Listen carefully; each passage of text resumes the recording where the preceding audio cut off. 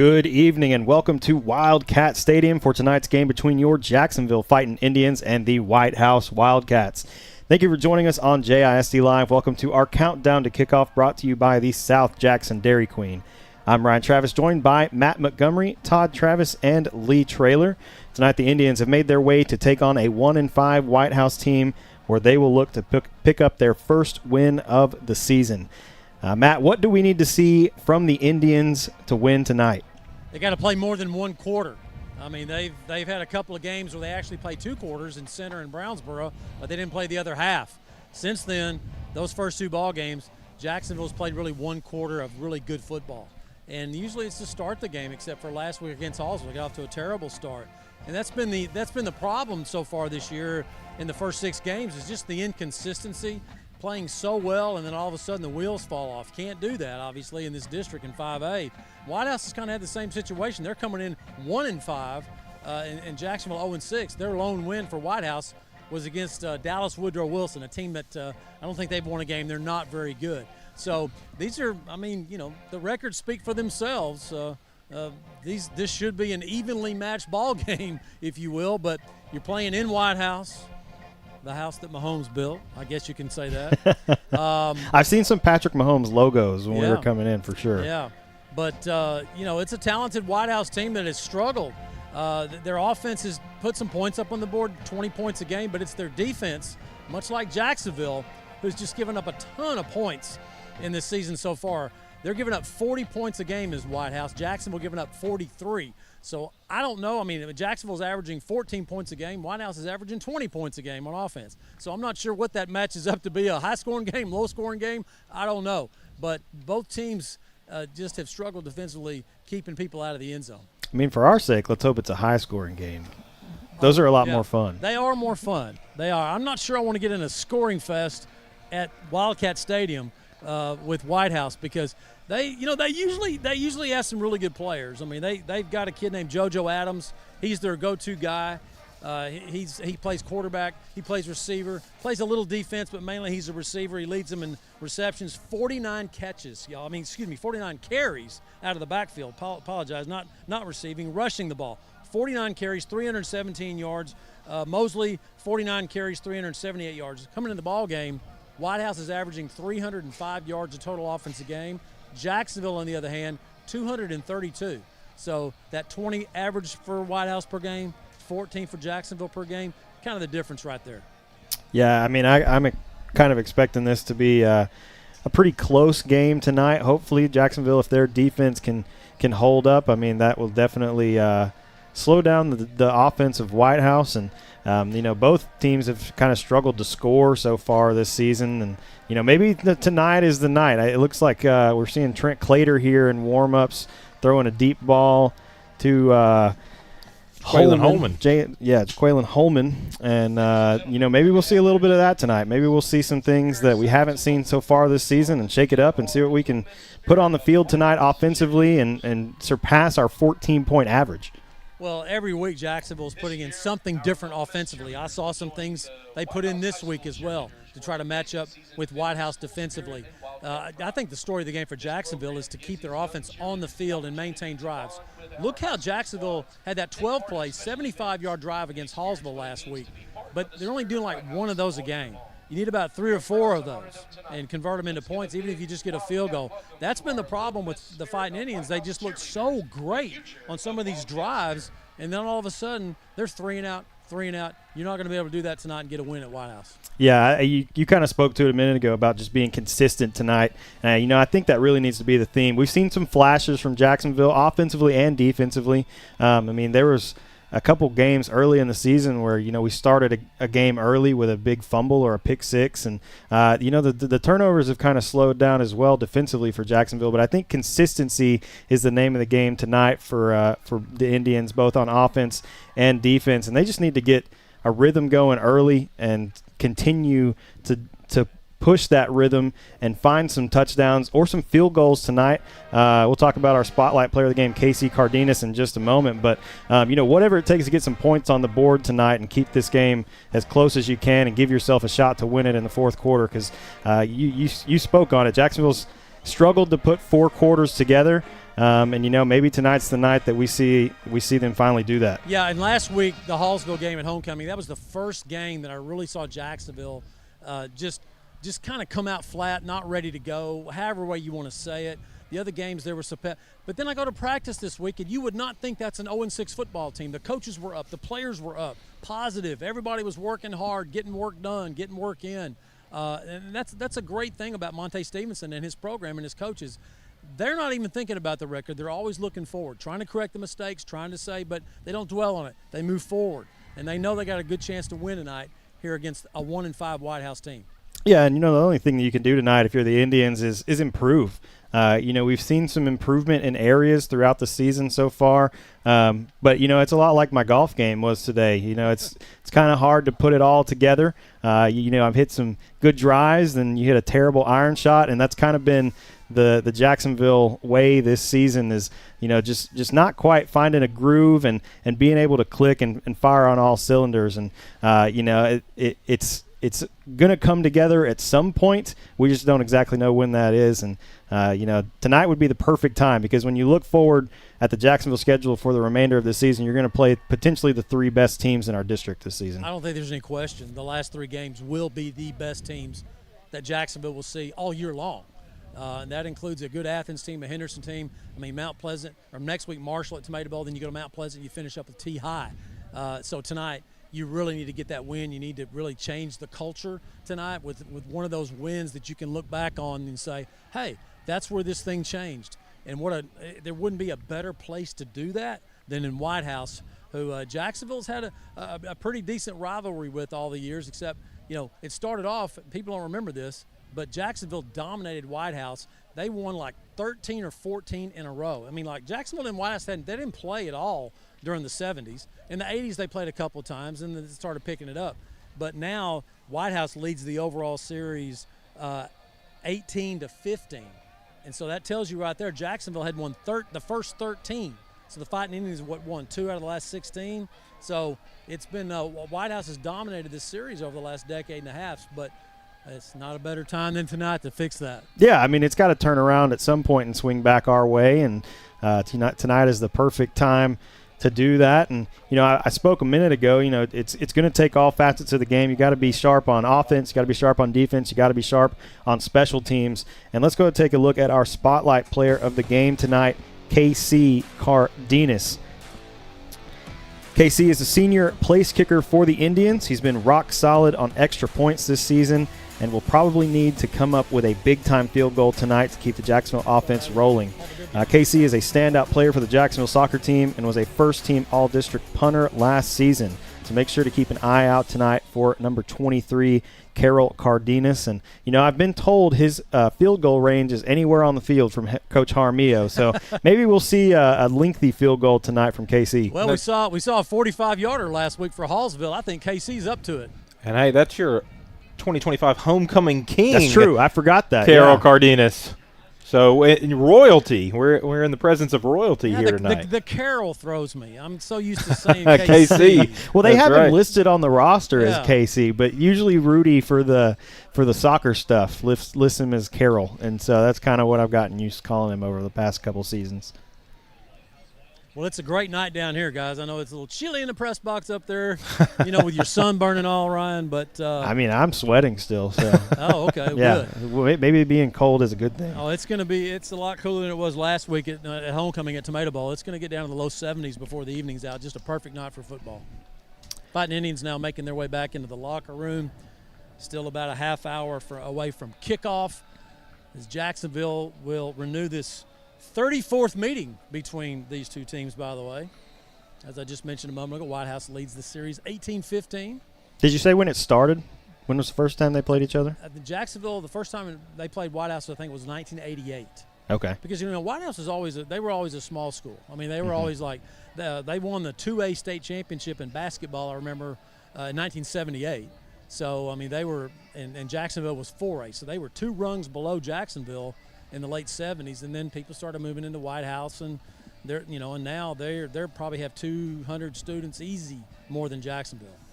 Yeah, and Whitehouse has been growing as much of not only Tyler but the surrounding areas of Tyler have over the last several years. And every time I make the drive to Tyler, once you get past Bullard, you're basically in some part of Tyler because there's not really much of a Flint anymore. It basically just you pass Bullard and Tyler begins almost. And by the way, the snapshot day is October 31st, which I think is our last football game. It's our last football game. Yep, Halloween night. That's snapshot day. That's when everybody, state of Texas, turns in their high school enrollment to determine the next 2 years of classification.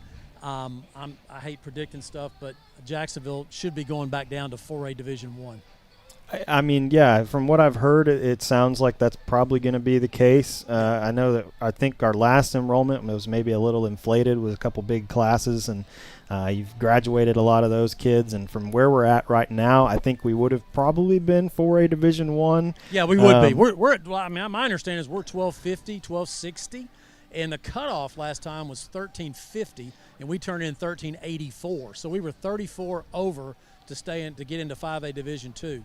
And so we had the 2 years in 4A Division I, which wasn't that much easier than 5A Division II. No. I mean, you had Chapel Hill, you had Kilgore, you got Lindale. I mean, Henderson. I'm not sure, man. I mean, 5A may be, up and down the chain there. I mean, you're going to take Hallsville, Nacogdoches, on and off years, Mount Pleasant. I don't know, man. I think the 4A takeaway Division I may be tougher. The takeaway is just there is no easy football in East Texas. No. Oh no, but I think the smaller you go, almost the tougher it gets a lot of times. I think our district now, while it's still plenty tough, I mean, you've got two top teams in the state in our district. At times has seemed easier, I would say, than our 4A district was. And I will say, it does trickle over for all the other sports, and it is a lot more fun to watch the 5A district for soccer than it is the 4A district for soccer because you get some of those 3A teams in there. Like when we were in 4A, 15-0, 20-0. Yeah, there were some really high scores, and last season was a lot of fun, both for boys and girls, because the games were really competitive and really close. I mean, a big win was 4 or 5-0 a lot of the time. Yeah. I mean, it's coming. We'll see where Jacksonville falls. There's no telling. Because you were talking about East Texas growing. Actually, it's the Metroplexes that are really showing the most growth. And East Texas only has one 6A team in it. That's Tyler Legacy. Everybody else is 5A Division I, 5A Division II on down. So it'll be interesting to see how all that shakes out because, you took a look at a team like Athens. They're 4A Division II. Or look how good they are. Carthage, 4A Division II. I mean, and look how good they are. They can play with some 5A and 6A teams. Yeah, there's a lot of talent in East Texas for sure. It's about 7:05, so let's go ahead and send it over to hear from head coach Monte Stevenson on this week's Inside the Huddle, brought to you by All Smiles Dentistry. Dr. Westbrook, Dr. Stocks, and their dental team at All Smiles provide a wide range of dental services. This includes cleanings, fillings, crowns, bridges, implants, and cosmetic dental care. Call and schedule your appointment at 903-586-0741.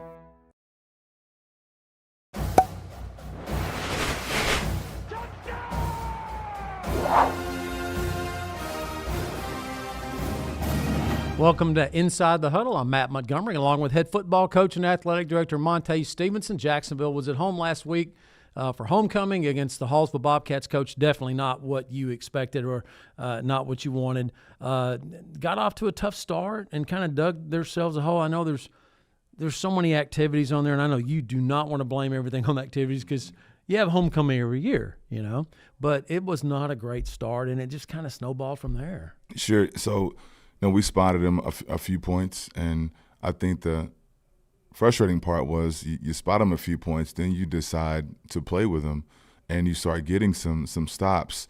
So it's showing our kids that you have to continue to come out early, continue to keep fighting. Don't wait until you think you can play with them. No, it's from the very first snap. But again, it was homecoming, great environment, great atmosphere. Like you said, did not get out to a good start, but there was a lot of teaching moments that they figured out they can play, but they waited too late. I guess the frustrating thing is that it's not that Hallsville was that good. I just don't think that that Jacksonville was just not. I'm not going to say they weren't ready to play. They were. They just weren't making the plays and matching what Hallsville was doing. Absolutely. So we are in a position to make the plays. We just had to like you said, we had to make it. You're in the right spot. You do everything right. You just got to go and finish and make those plays that you're supposed to make, and that's what happened. Let's look at the highlights. Jacksonville versus Hallsville. Here's Caden with a 20-yard run. Well, he's added a dimension to your offense there. He is. He continues to run hard. And here's Alex, who started a linebacker, but he is with a 12-yarder.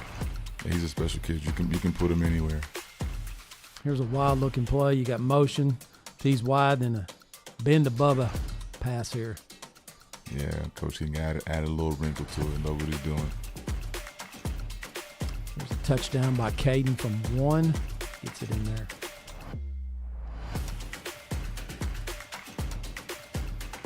Here's a defensive player, some great pressure by Malik, and then Mario gets in there for the sack. He's starting to come on. We put him in a new spot, and he is plays with a motor. We found a home for him.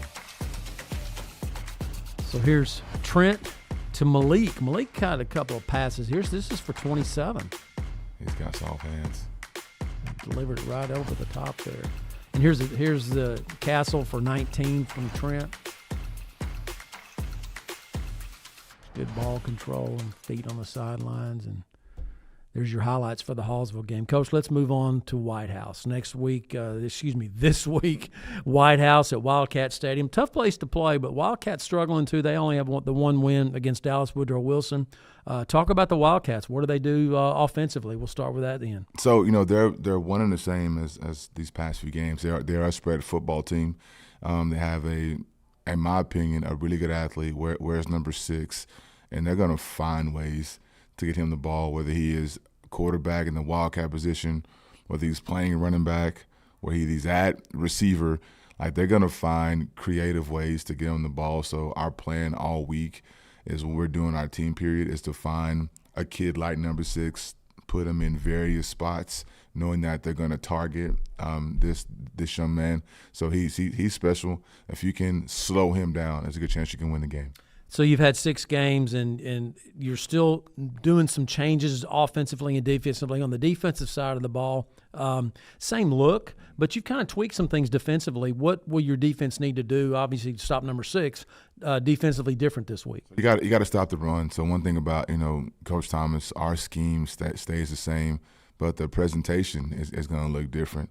So our defense is very easy for our kids. It's very simple. They get a chance to fly around. We just change how we look every week, but the scheme behind it stays the same. So kids' responsibilities are the same so they can play faster. But finding number 6 and doing some things around him to slow him down, and that's going to limit what they're going to do. And if you find a way to slow 6 down, you got a chance to win the ball game. So offensively, Coach, your offense sometimes really looks solid. They had the 12-play, 75-yard drive, and it just looked so good, and then you struggle. Defensively, Whitehouse has given up a lot of points this year so far. Talk about what your offense can do to maybe make that continue this week. So, like they've been doing the weekend, it's finding ways to move the ball. It's what are you willing to take with what the defense is going to give you, putting our guys in spots to let them make plays. You'll see, one of our guys in different spots this week, kind of like what Whitehouse is going to do. So you have a special kid, and we're going to figure out ways to put the ball in his hands, to make the defense react to it. So it's taking what the Wildcats are going to give us, putting our playmakers in spots, and then being consistent on the offensive line. So, obviously, when people talk about keys to the game, they talk about, don't turn the ball over, win the kicking game, all those cliches and everything. But really, what are the keys that you see this week for your team? Defensively, we have to create some turnovers to put our offense back on the field. And then when we create those turnovers, our offense has to capitalize on those turnovers and to score some points. Yeah, the 3-and-outs are the killer sometimes. I mean, your defense was on the field a lot last week, and that's because of the 3-and-outs. It's because of this just not getting those first downs and giving them a break and stuff. Because people don't realize that sometimes your best defense is a good offense. 100%. Yeah. So, I mean, that's something I know that you guys could, again, the long drive you had, actually had 2 good long drives in the game. Yeah. You could just string those together. That's it. I just want everybody to continue to be patient. There's a lot of positives throughout this football season. It's coming. Continue to be patient, and we're doing everything we need to have a good season. So, Coach, I mean, it's a challenge right now, Yeah. I know, and you've been very open and honest about how things are progressing and things like that. Talk about the mood of the team right now, because when I was at practice yesterday, I really didn't notice that this didn't look like a team that hasn't won yet. I mean, they were still practicing hard. They're still getting after it. Look, the morale is still up. I mean, like you said, you come to practice and kids are still upbeat. Yeah. Nothing has changed. The message is very clear. Like, you have a very winnable game this week, and you're gonna have to practice like you want to win a very winnable game this week. But kids are still here. They're still showing up. They're still excited. They're still being coach me coach type kids, which is what you love as a coach. So there's nothing to complain about. Morale is still there, and they're looking for that first win this week. It's Jacksonville versus Whitehouse at Wildcat Stadium. We'll see you at kickoff at 7:30.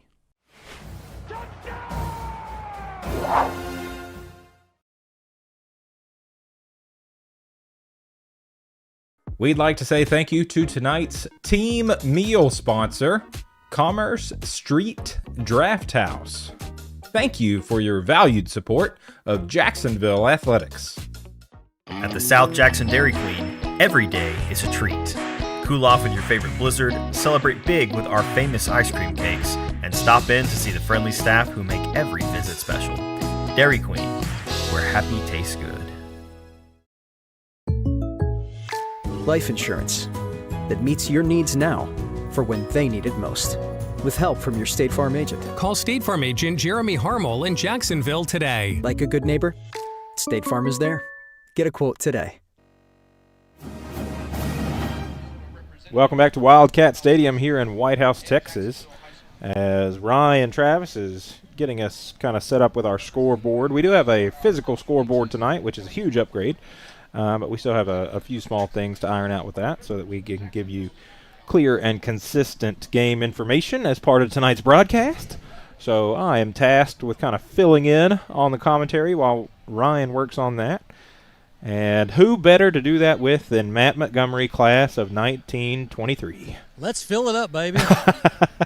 You know those old videos when everybody's like moving really fast and they're like, throwing the baseball, they look like fast. That's us. That's us. That's my game. I mean, that's my game. That's what that is. Yeah, absolutely. I always laugh all the time. I said, when I talk to these players, and I say back when I played or whatever, 50 years ago, I think back. Okay, wait a minute. So if I was there, that would have been 1916. Puts it in perspective. It does. It does. Yeah. No, 26. I did the math wrong. Gotcha. 1926. Uh-huh. I mean, are you kidding? There's leather helmets and they're playing out in the pasture. Yeah.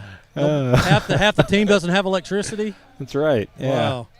Yeah, we went to an away game earlier this year, and you mentioned you had played on that field or rather at that stadium 50 years ago, and I immediately took that as kind of a joke, just I played here 50 years ago, and then I was starting to think in my head, Yeah, it was actually. I mean, I don't think that was actually a joke. It was 47 years ago. Gotcha. Yeah. Who's I mean, okay. Well, then it was just it definitely was a joke. Yeah, house out of 50. Yeah, it's time flies. You will find that out. Oh no, it's already doing that for me. Yep. I mean, I have. My oldest son is at the high school, and I mean, it's already flying by. I remember when you were born. Yeah, I mean, absolutely. there you go. I mean, I don't, but it's been flying by ever since. I'm surprised you don't, but I mean, it's been flying by. So but we are to maybe bring the things back on the rails. We've got the Jacksonville school song, so we're gonna stop talking for a minute.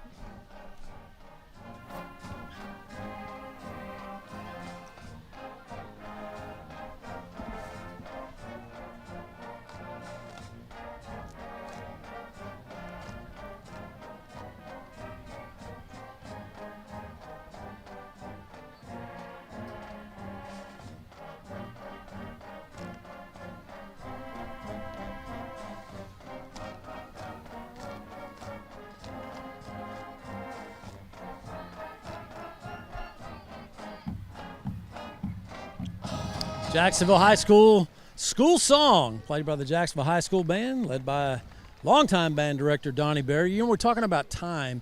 It was 13 years ago that we were here playing, and there was a quarterback here who had has had a pretty good career so far. And what I remember about Patrick Mahomes' senior year, it was 2012, I believe we were here. I think, he graduated in 13. He graduated in 14. 14, so it was 13 that we were 12 years ago. He got picked off 3 times in the first quarter by Jacksonville, okay? And we weren't very good, okay? And so he got picked off 3 times in the first quarter. And like when they went to the Super Bowl the first year, I got a call from the Kansas City Register or whatever because they knew I did the games. They found out from somebody. Oh, it was Adam Cook, the head coach of Whitehouse, told them. So they wanted to know all about him throwing the 3 picks. So lo and behold, 2 years ago they go to the Super Bowl. The same guy calls me. He calls me. He just wanted to catch up. Hey, I understand that. I said, I know, dude. You already called me like 3 years ago. We already talked about this. And he just got real quiet. He goes, oh, man, my bad. I'll go back and look at my notes. Yeah.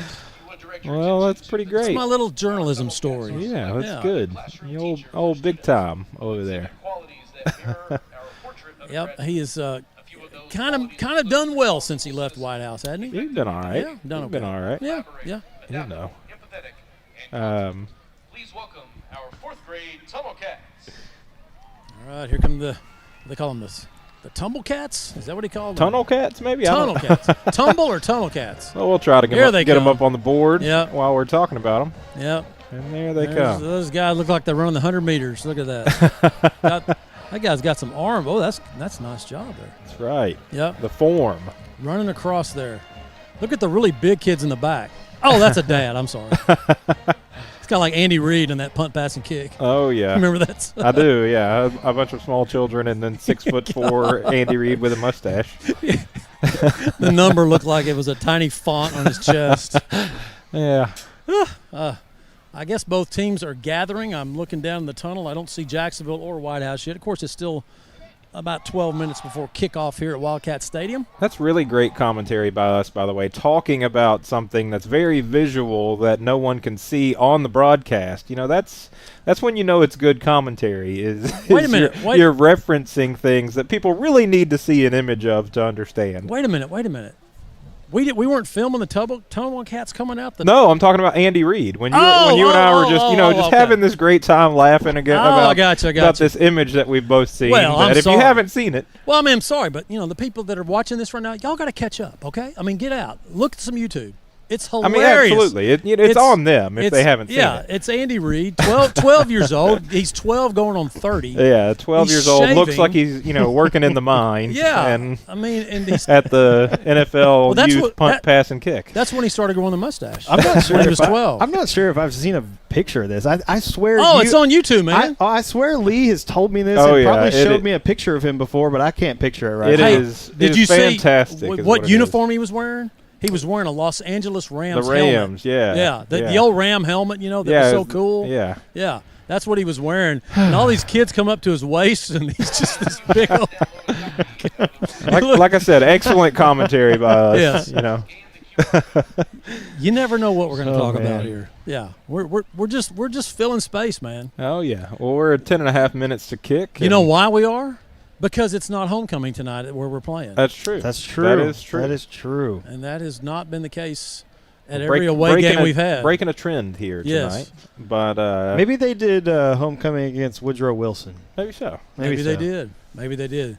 Yeah, that was their first game, and they smoked them. I mean, it wasn't even close. And that is, just for our listeners, we're just reminding you, that is Whitehouse's only win of the season so far. Yep. 1-5. Jacksonville coming in 0-6. So one team tonight here going to pick up a much-needed win. And this is for this broadcast, I know who I want it to be. This is Whitehouse is. There's not any love lost between Jacksonville and Whitehouse. In fact, I just heard from our former pastor, Darren Wood. And let me just say in his text, he just dislikes Whitehouse. He just laid it out there. He just doesn't like them. Well, listen, you're just telling on your pastor on live television. He doesn't care. He's been very open about his disdain about Whitehouse over the years. He's been very Well, listen. He was here during the Patrick Mahomes years.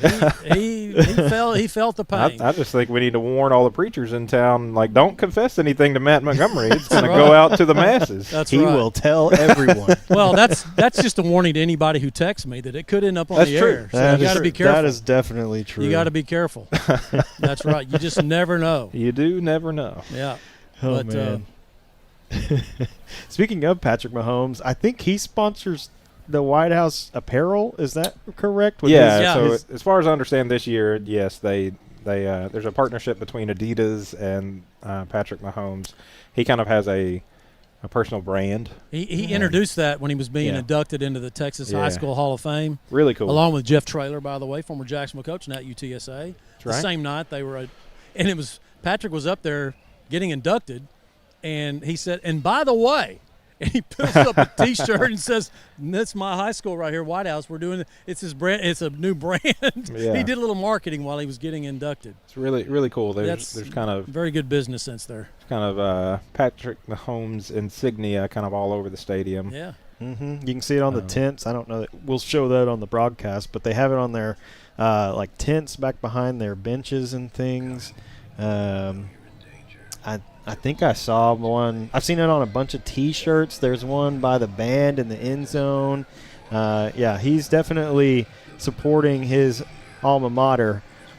Well, they have Whitehouse. So Whitehouse right now on their big screen, they have their intro video. Looks pretty intimidating for a 1-5 team. Well, hey, Yeah. listen, I mean, you You got to make it look good. that's right. If you're making a video, the record doesn't matter. You're trying to make the most intimidating video you can make. They made the video before the season started, so they didn't know. They didn't know. Wildcats are going to come out first as the home team. Jacksonville getting ready to come out wearing all white tonight, much to the we didn't dismay mention of Lee Traylor not wearing the feathered helmets. No, listen, they look great, but I do But like the headdress. Would you prefer white on white with a blue headdress? I helmet? would, absolutely, Okay. 100%. That's Every all time, that we need 100 to know times right out of there. 100. That's but, all we need to know. But they do look great, and Jacksonville in all white, and It's a Whitehouse cool look. wearing all black with a maroon helmet. Very contrasting tonight. It is. Huh? Yeah. That's right. You know, the good guys always wear white, so hey. Well, hey, you're wearing a black hat. I've been Oh, meaning to talk to you about dadgummit. that. That might be part of the problem. I forgot about that.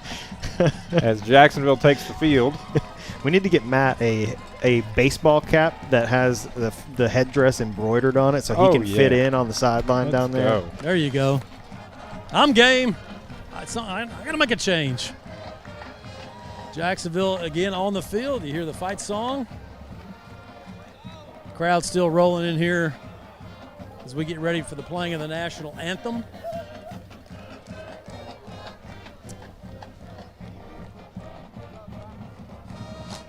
Didn't get a chance to ask Coach Stevenson about the toss of the coin, if they did that pregame or not. I try to stay away from him. Just try to, give him some space. Guy sees a microphone coming, Oh, yeah.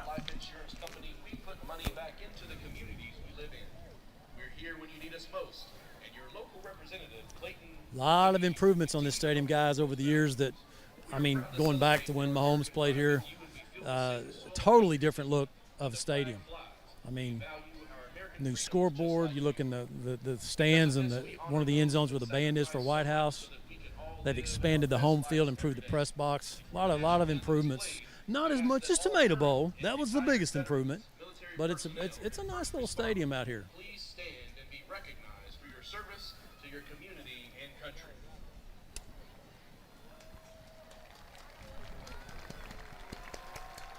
Nice shot here of unveiling of the flag. I love these big flags. What a great look, huh? Yeah, I like that the high school level has started doing some big flags. You see them at a lot of the big sporting events, like Yes. Super Bowls, World Cups, that kind of thing, big tournaments. But it's a good look. I like it. It's a good touch. And direct your attention to the southeast corner of the stadium as we honor our flag and nation with the playing of our national anthem led by the Whitehouse High School Band.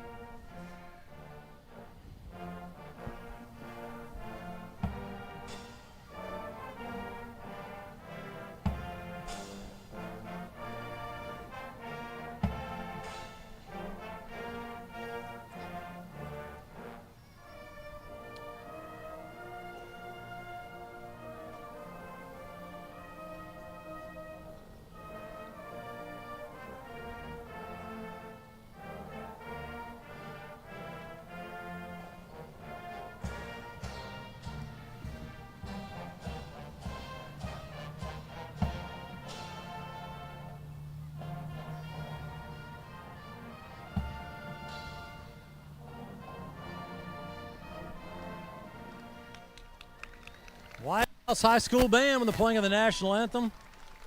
It's the big flag out in the center of the field. What a nice look. Great job by the drill team of Whitehouse and several young men accompanying them and getting that big flag unfurled. As captains now will get set to meet. We are already in week 7 of the high school football season. It is flying by. It is just like crazy flying by. Amazing. Captains now will head out to midfield. We're going to find out just like everybody else who won this toss. Number 1, Jordan McGowan. Number 2, Bubba Suarez Mosley. Number 35, Elijah Benavides. And number 61, Alex Barra. And the captains for your Wildcats. Number 4, Carmelo Perkins. Number 13, Austin Holmes. Number 24, Jacaden Robbins. And number 28, Caden McGill. So Jacksonville has won the toss. And deferred until the second half. And they will defer, as you heard the official there, the man in the white hat, the referee. Jacksonville's going to put their defense out on the field first here at Wildcat Stadium.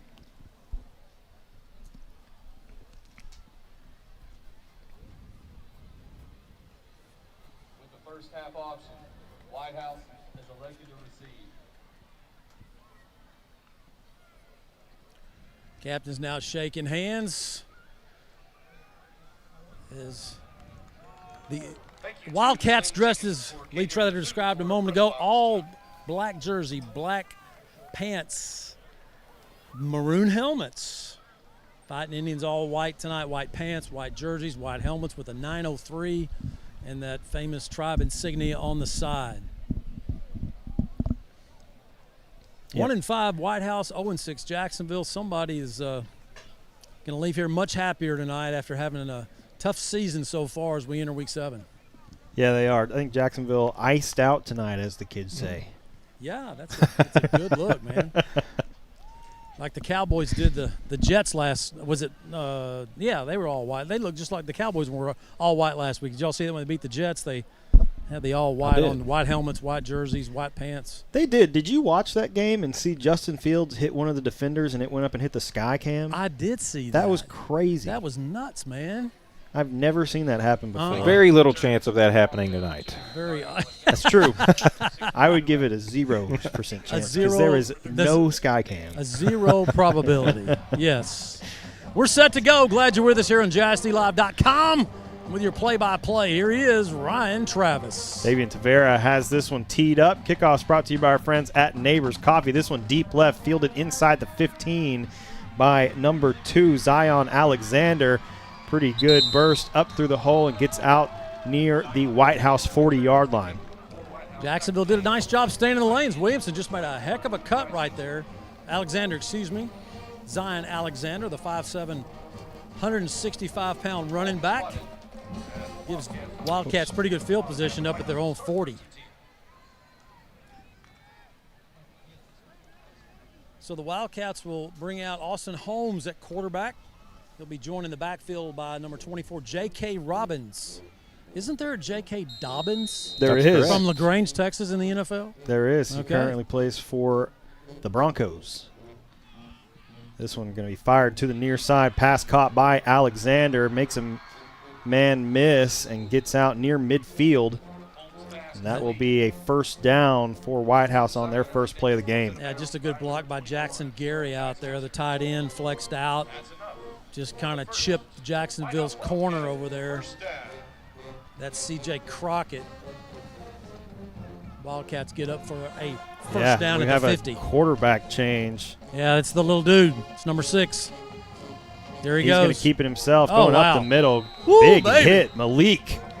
Oh, wow. I think that's an early bone crusher candidate for sure. Wow. I mean, he got jacked up. Spun him around. Again, that is JoJo Adams who took that direct snap. He's their leading receiver, but they like to get the ball in his hands in that Wildcat, and he does pick up a couple there. 2nd and 7 from the Jacksonville 47-yard line. Yeah, and speak of JoJo Adams, Austin Holmes in at quarterback. JoJo Adams alongside him in the backfield.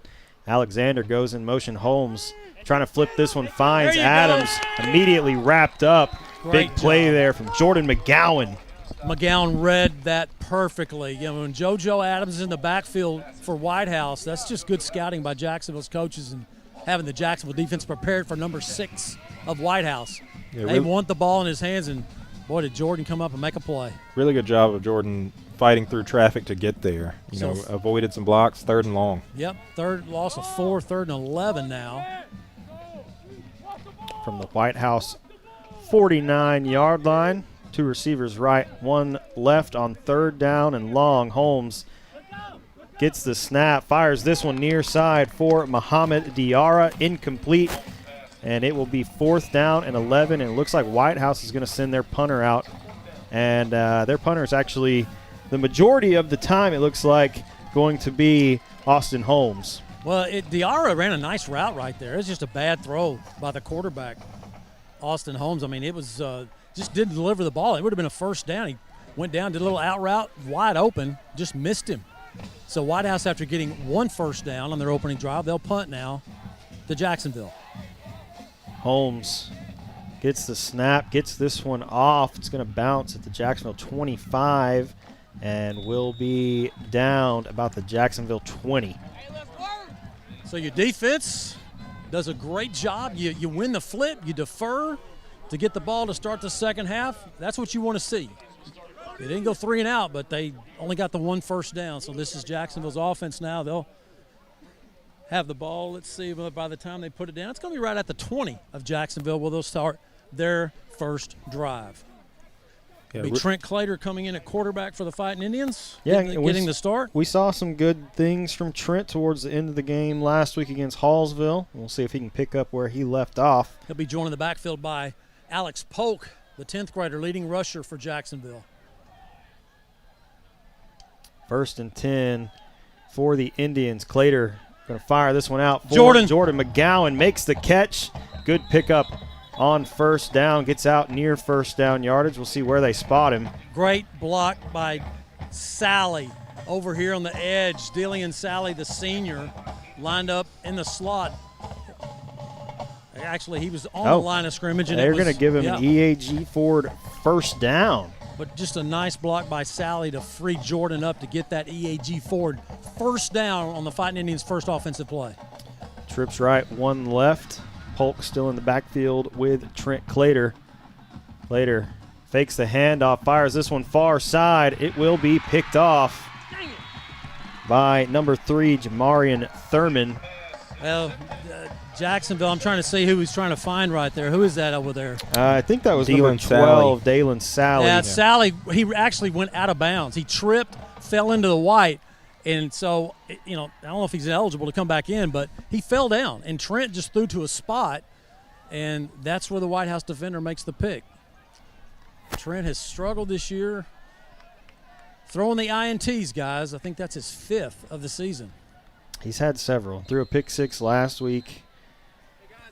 Going to have to clean that up to keep Jacksonville in the game. So after the pick, Holmes going to hand this one off on 1st down. Good pursuit from the Jacksonville defense. I think Harrison Penn may have been first to him. They're going to get him for a 2-yard loss on the play as the handoff went to Robbins. Yeah, Penn got there first. Elijah comes in, but good job by that Jacksonville front. Doing a nice job. Polk right there, Malik. They got the early penetration. And the linebackers just come up, mugging the gaps, and did the rest. Loss of 2 in the play, 2nd and 12. Trips left, 1 right. Holmes going to quickly find this one. Great coverage from C.J. Crockett. And Crockett's there, Polk's there. I'll tell you, if Crockett doesn't break that up, Polk's right there to make the tackle. Fighting Indians have really scouted Whitehouse well. They are reading their keys defensively. Yeah, Jacksonville's defense has come to play so far tonight. Looked really good. Well, they're just in the right spot, and that's a credit to defensive coordinator Isaac Thomas. I mean, these guys watch film, they prepare, and hopefully that translates to Friday nights. And so far in 2025, it hasn't too many times, but so far in this game it has. Fighting Indians reading everything Whitehouse is doing so far. After the pass breakup, 3rd down and 12 for the Wildcats. Holmes looking to his right, fires this one, pass is caught, short of first down yardage is Jaden Gardner. What a catch by Gardner. He's going to be a little short. Whitehouse is going to hurry right here. Whoa, that's a really good generous spot. Wow.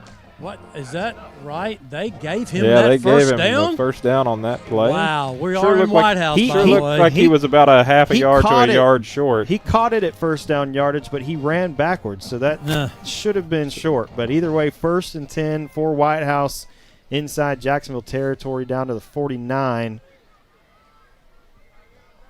Robbins still in the backfield with Holmes. Holmes going to roll to his left this time. Finds Gardner once again. Pretty good pickup. Good pursuit by C.J. Crockett. And he'll pick up 8. Yeah, I like the way Jacksonville's defense is short stuff, but keeping them in front of them, making good tackles, pursuing the ball. Whitehouse Hurry up going for Whitehouse. fast. Yep, playing fast.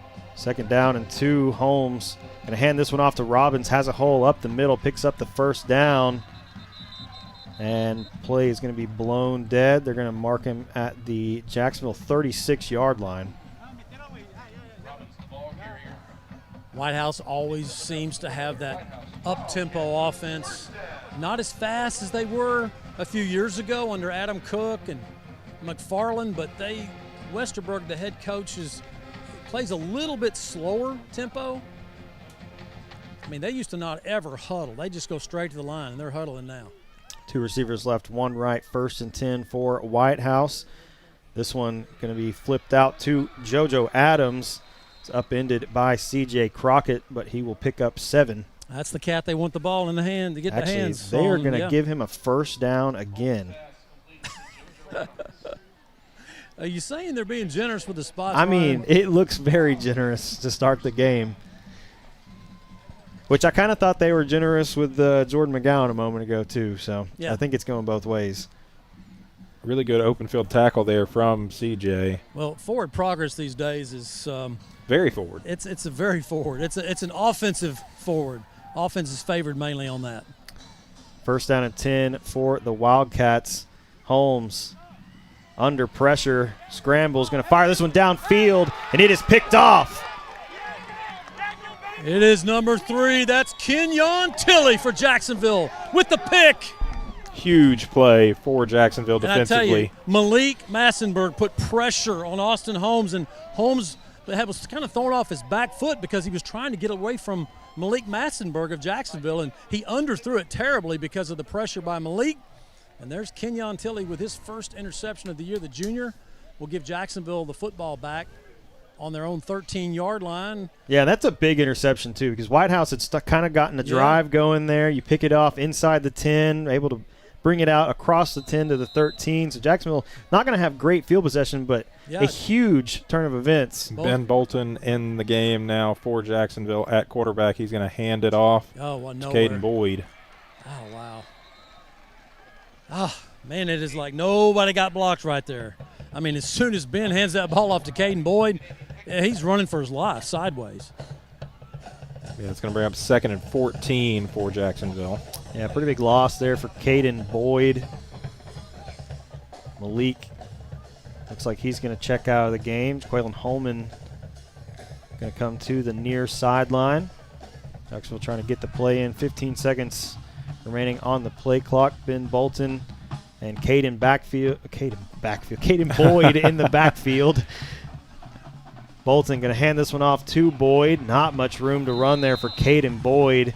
I think they're going to give him about a yard, so it will be 3rd down and 13. You know, when you see the white jerseys standing around and all the maroon black jerseys converging on your running back, somebody's not holding their block very long. I mean, Whitehouse is getting off those blocks quickly to grab Jacksonville almost in the backfield as soon as the running back gets the ball. It's a 3rd and long now for the Jacksonville offense.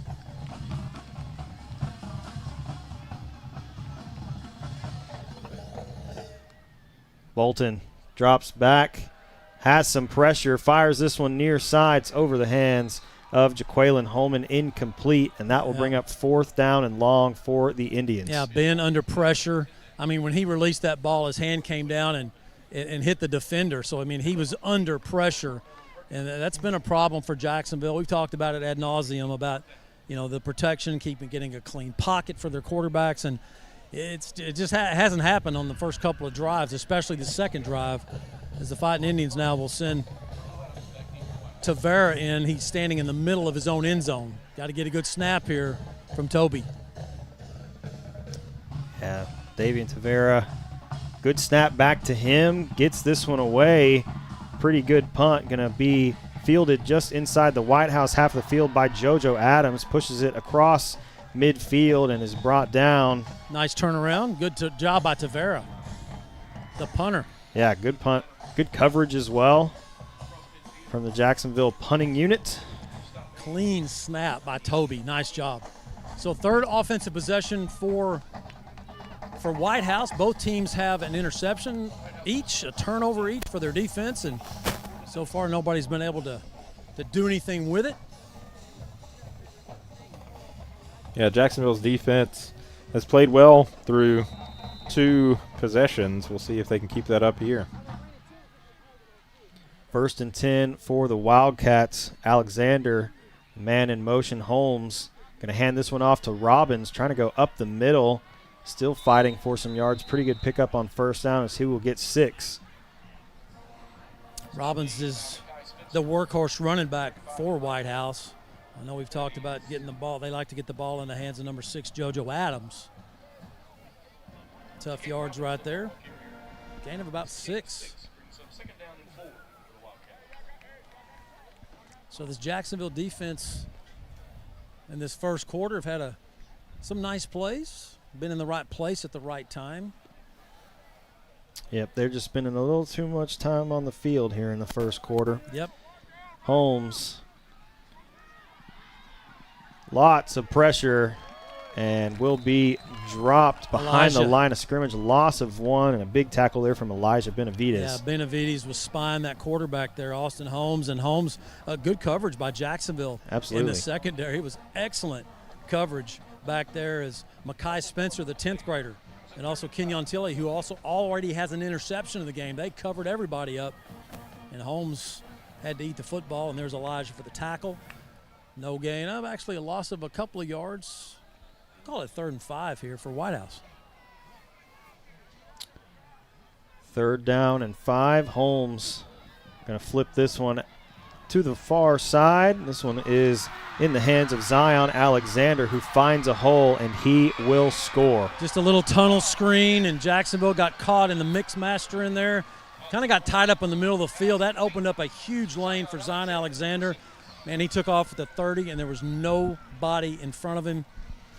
So Whitehouse gets on the board at the 3:39 mark of the first quarter. Pitch and catch, little tunnel screen for the score.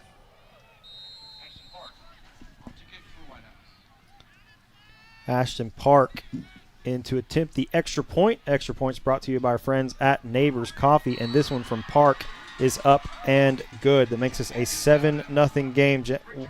Whitehouse leads Jacksonville with 3:39 remaining in the first quarter. We'll take a short break and come right back. This is Fighting Indian Football on JISD Live.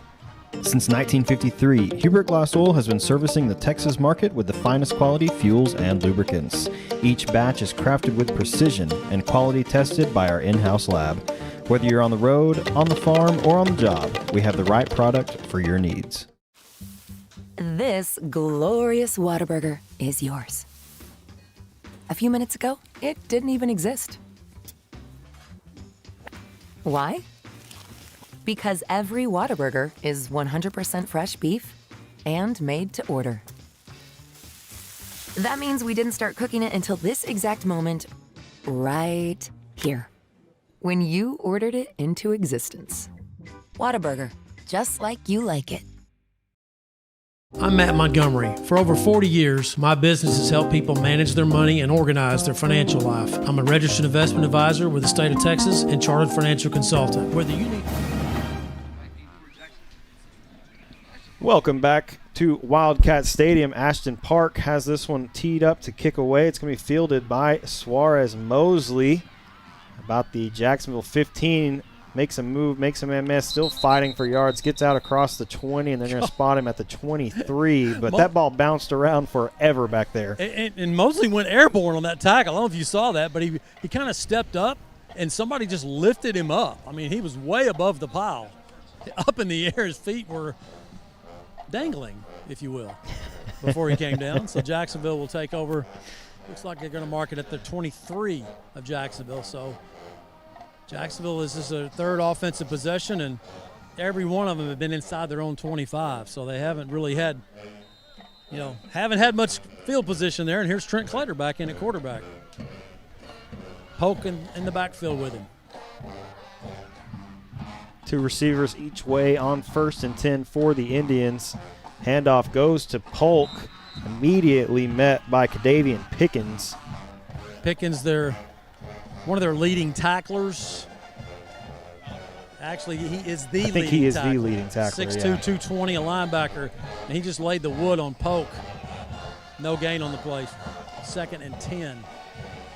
Jacksonville with trips left now. Yeah, trying to signal the play in. Get it in for Trent. 17 seconds left on the play clock. Trips left, 1 right. Polk in the backfield. Clater going to find Alex Polk. And there are a lot of black jerseys around Alex Polk quickly. Yeah, this is an offense in Jacksonville that has just struggled just trying to get their fast guys in space. The defenses have done a nice job especially the last few weeks, of just knowing where Jacksonville's going to throw those little hot screen routes. And Jacksonville's just struggled to get the edge and to turn the corner. They've had more success between the tackles than they have, I think, outside like that, except for the little screen passes to the receivers. So 3rd down and long. Trips left, 1 right once again for the Indians. Clater gets the snap, drops back, has some time, going to fire this one to the near sideline. Just came off behind Jaquelin Holman, incomplete. That ball just came off his hand, really funny. I mean, it was wobbly. Not sure what happened, if he was pulling it back in, but no chance for Jaquelin to make that catch. Even if he does, it's well short of a 1st down. So here's Tavares standing on his own 6-yard line to punt the ball away to JoJo Adams. Better cover with that guy back there. 4th and long. Good snap back for Davian. Able to boot this one away. This one over to the Jacksonville sideline. It will go out of bounds. We'll see where they spot him. Looks like it should be somewhere between the 40 and the 45. It looks like they will spot him at the 45. And you know this better than I do, Ryan, as a former college punter, is that looked like a directional punt. Do not kick it to JoJo. Yeah. And he just kind of led it a little bit too far to the left. But I think that was the call right there. They don't want to kick it to 6. So Whitehouse again with another short field. They've had, I think this is their 4th offensive possession in this first quarter, and they've started every one of them either at the 45, their own 45, or beyond. 1st down and 10 for Whitehouse. Robbins once again in the backfield with Holmes. He will get the handoff on 1st down, lunges forward. Jacksonville had him wrapped up at the line of scrimmage. He will get 2 on the play, so it'll be 2nd down and 8. Yeah, Elijah with the initial contact, and then Polk finished him off. Whitehouse moving quickly. Holmes going to hand this one off to Robbins once again. Goes up the middle. Harrison Penn meets him, but he will gain another 4. So Whitehouse, as you said, up-tempo after slowing it down on that last drive when they set up that tunnel screen for the first score of the game, the only score of the game, 7-0 Whitehouse. Now looking at 3rd down, about 4. Football at the Jacksonville 39-yard line. This is a screening team in Whitehouse, so if you're Jacksonville, your linebackers, you've really got to be careful when you see space going vertical up the field, because here comes the screen. Holmes rolls to his left, finds his man. This one is complete to Jaden Gardner, and he will score. Yeah, just nothing fancy about that. 39-yard touchdown pass, just a little out route. It looked like Whitehouse was just trying to get the 1st down, and just poor tackling by Jacksonville. It looked like Kenyon Tilley had the first shot at him, and he just whiffed. And then he got tripped up, did Gardner at the 10, and was able to get his balance back, and he goes in for the score. 13-0. Here's the extra point. Yep, Ashton Park in to attempt the extra point. Extra point's brought to you by our friends at Neighbors Coffee, and this one is up and good. So that makes this a 14-0 game. Whitehouse leads Jacksonville with 54 seconds remaining in the first quarter. We'll take a short break and come right back. This is Fighting Indian Football on JISD Live. When we say we're with you, we mean we're with you for all of it. For the first steps, your third act, for the little wonders and big changes. We're with you for what if, and for making the what if happen. At Austin Bank, we help you up when you fall, cheer you on when you succeed, and stand with you for the rest. Austin Bank, with you for good.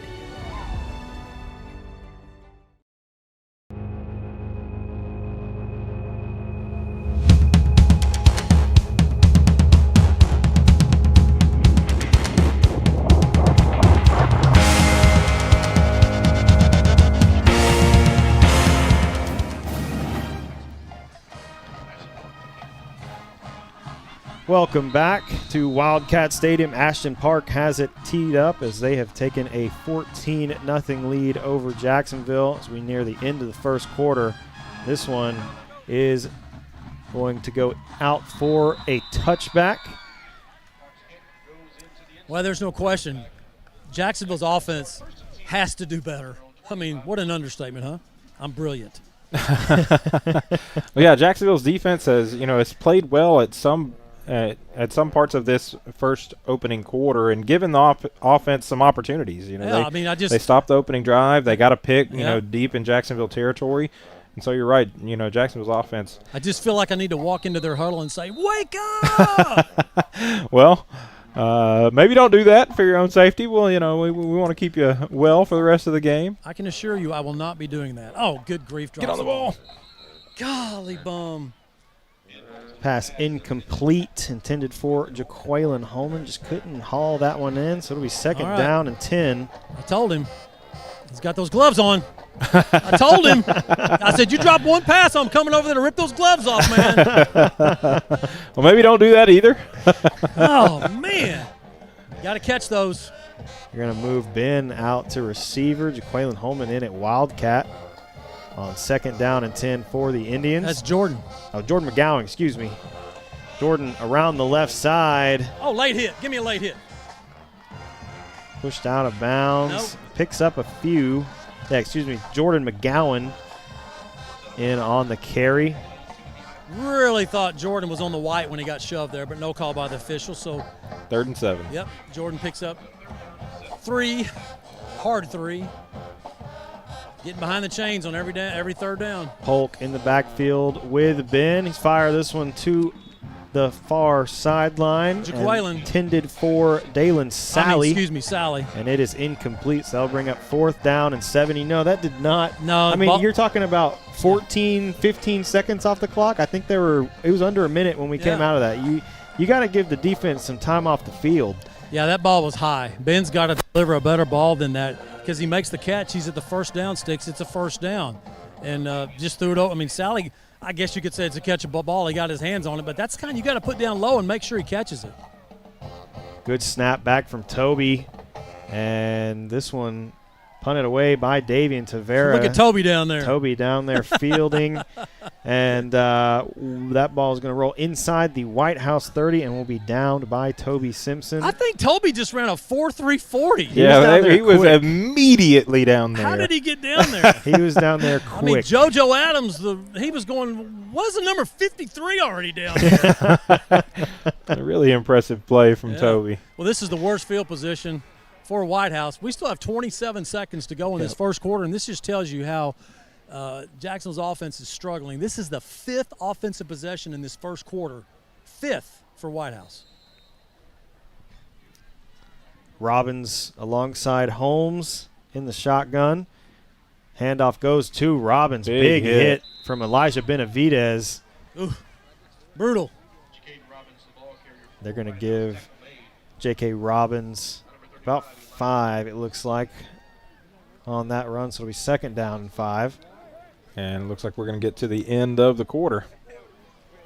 That we will. While the teams switch ends, we'll take a short break and come right back. This is Fighting Indian Football on JISD Live.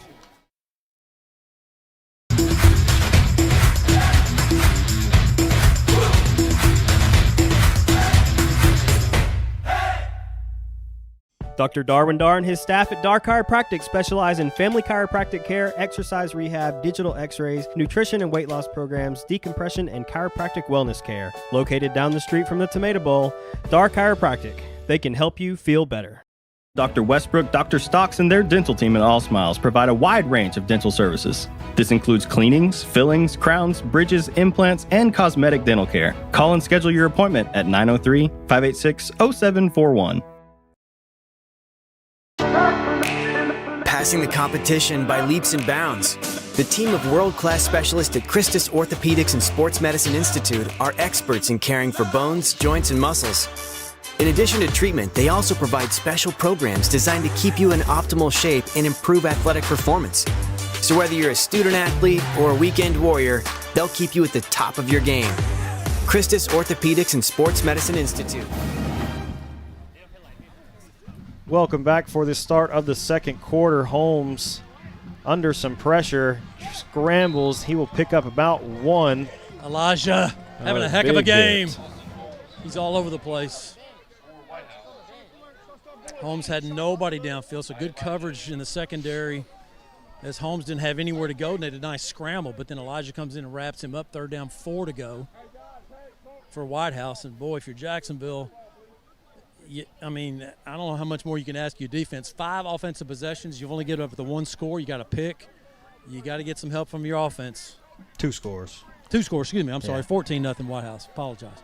3rd down and 4 for the Wildcats.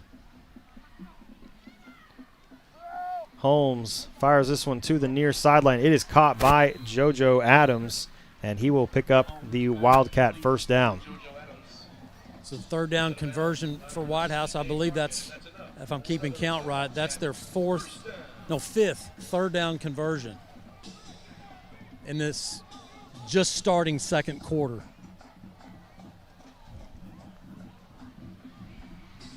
So we 1st down and 10 for Whitehouse from their own 44-yard line. 1 receiver each way. Robbins still in the backfield alongside Holmes. He will get the handoff.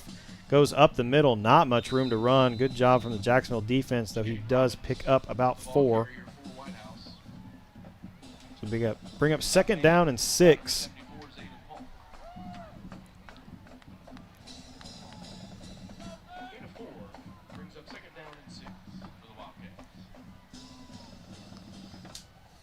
So Whitehouse's offense, they keep you kind of off pace. You know, they'll huddle like they're doing right now, take their time, use up the play clock, and then they turn around and they're going to run 3 right at you without just straight at the line of scrimmage. Yeah, mixing up the tempo for sure. Holmes fakes the handoff. This one going to go the other way with Zion Alexander. Harrison Penn able to knock him out of bounds, but it looks like they're going to give him the 1st down. They will move the chains. Alexander already with a 39-yard touchdown run, catch, I should say, on that tunnel screen to give them this 14-0 lead. You can see why they want the ball in his hands as well. He's a scooter. 5'7", 165. Yeah, got a lot of speed, pretty shifty. So 1st and 10 now for the Wildcats from the Jacksonville 46-yard line as we move under 9.5 minutes remaining here in the second quarter. Holmes going to hand this one off to Robbins, trying to go up the middle, bounces off a tackle, has some room around the outside, and finally pushed out of bounds by C.J. Crockett. Yeah, that was Zayden Polk. It looked like a stick right at the line of scrimmage, and he just bounced right off of him. Zayden just didn't, sophomore just didn't wrap him up, but what a great job of being in position to make the tackle, Zayden Polk. I think he was battling with an O-lineman. It looked really awkward from up here. He did, yeah. He shed the block, but he had his arms on the running back, actually made contact, just didn't reach up and grab him to pull him down. So what could have been almost a loss on the play. Picks up a first down, so 1st and 10, this time from Jacksonville 35. Handoff going to go to number 22 now, John Grimes. Makes a good move, still fighting for yards, pushes it out to the Jacksonville 20-yard line and picks up another first down. Takes it up to the Indian 20, and it's enough for another Whitehouse Wildcat first down. So Whitehouse moving the ball not as quickly as we've seen on some of the last couple drives, but shedding some time off of this second quarter. It's already seems to be moving a lot faster than that first quarter did. And this is Grimes in the backfield with Holmes once again. He will get the handoff, has a big hole to run through, and will pick up about 6. I think, was that Malik? I got a late flag here. I think Malik Massenberg was the one that was in on the tackle. Let's see the flag. Could be frustration on Jacksonville's part. Officials talking about it. Maybe this will be one of those, well, he pushed him and he pushed him, offsetting. Do it again. That's a dead ball foul. Oh, wow. We're going to, looks like it's going to be a personal foul on Jacksonville. After the one, unsportsmanlike conduct, number 11 of the defense. Half the distance to the goal. Yeah, Victor Chavez going to be called for the unsportsmanlike conduct. That pushes the ball inside the Jacksonville 10 down to about the 7. Well, these are the reasons. These are the reasons that you're 0-6. You can't continue to make those mental errors like that after the play's over. John Grimes in the backfield still with Austin Holmes. Holmes going to fire this one to the corner of the end zone. Almost picked off. It will be incomplete, but I believe there is going to be a flag on the Indians for moving early. Clearly offsides on Jacksonville.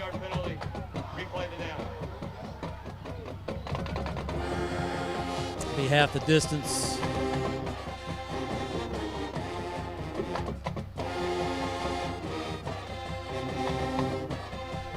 It's just a matter of watching the ball. Being, what? He said 5 yards. I think he's he just changed it to distance. Yeah, he said replay the down. Well, he also said 5-yard penalty, it's which would have pushed it. It's always half the distance. So there we go. 3-yard line. 1st and goal. Yep. 1st and goal. And this is JoJo Adams now in it back with Grimes in. Zayden Pauk jumped over the line of scrimmage, and I'm not sure that they're going to get Whitehouse will give that back right there. I think Zayden was trying to say he was induced to come across the line of scrimmage by movement. I'm not sure he was. I didn't see that, but we'll see what the officials say. Yeah, it's going to go against Whitehouse for procedure, so Zayden Pauk reacted after Whitehouse moved, so it'll move it back. Yeah, so good play there. A really savvy play from the sophomore. Yeah, interesting how it was half the distance, and that one's a full 5. How about that? Jacksonville picked up a couple yards there. Holmes back in at quarterback. He will keep this one himself, trying to go around the left side. There's nothing there. Nice job. And way to stay home, Zayden great Pauk. Pursuit. Yep. Parker Jones as well, I think, in on the tackle. Yeah, Parker just made Onsu happy with that tackle. He'll check out of the game, and Caden Boyd will check in at linebacker for Jacksonville. Jacksonville band doing their part, as you can tell right behind me, playing loud and proud as the Whitehouse Wildcats looking at 2nd and goal at the 7.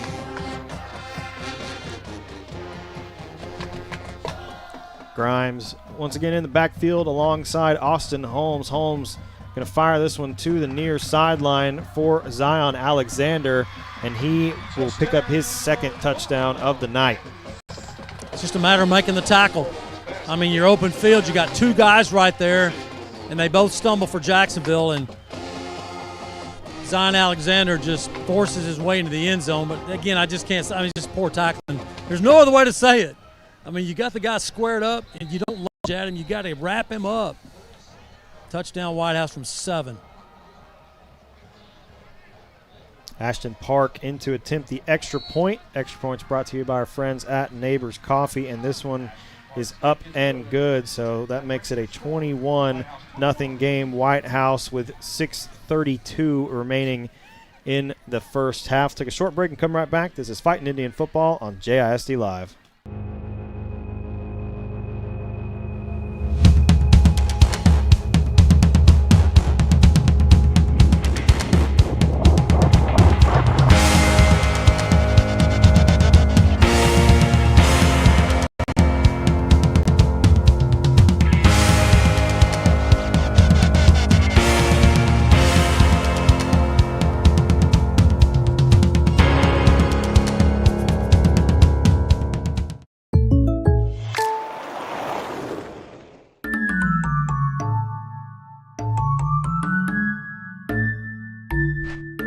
Call State Farm agent Jeremy Harmel for an auto quote today. Welcome back to Wildcat Stadium, where the Whitehouse has pushed this out to a 21-0 lead with 6:32 remaining in the first half. This kickoff going to go out for a touchback. And Jacksonville will start 1st and 10 from the 25. Oh, man, can you get something going here? Jacksonville's offense is just really struggling. I mean, I can't remember a game. This is week 7. I can't remember a game in the first 6 that the Fighting Indians offense has underperformed this much. Yeah, Jacksonville definitely needing to find a spark on offense. Starting this drive with Trent Clater. Yeah, two-back set. Polk and McGowan in the backfield alongside him. 2 receivers right. Handoff will go to Polk up the middle, and there is not much room as he is wrapped up by Timothy Ivers. Jacksonville's going to try to go up-tempo here. Again, that second level is just giving Jacksonville fits. Even when the running backs get over that first level, the line of scrimmage, there's nothing there in that second level. Clater going to hand this one off to Polk once again, goes up the middle. Nice. Picks up some pretty good yardage. It'll be 3rd down and 1, it looks like, after the spot. But a pretty good push there as Timothy Ivers having to make a tackle once again. Yeah, I think Jacksonville has 2 first downs. I think that's right. 1, I know 1, but maybe 2. They need it here, 3rd and 1.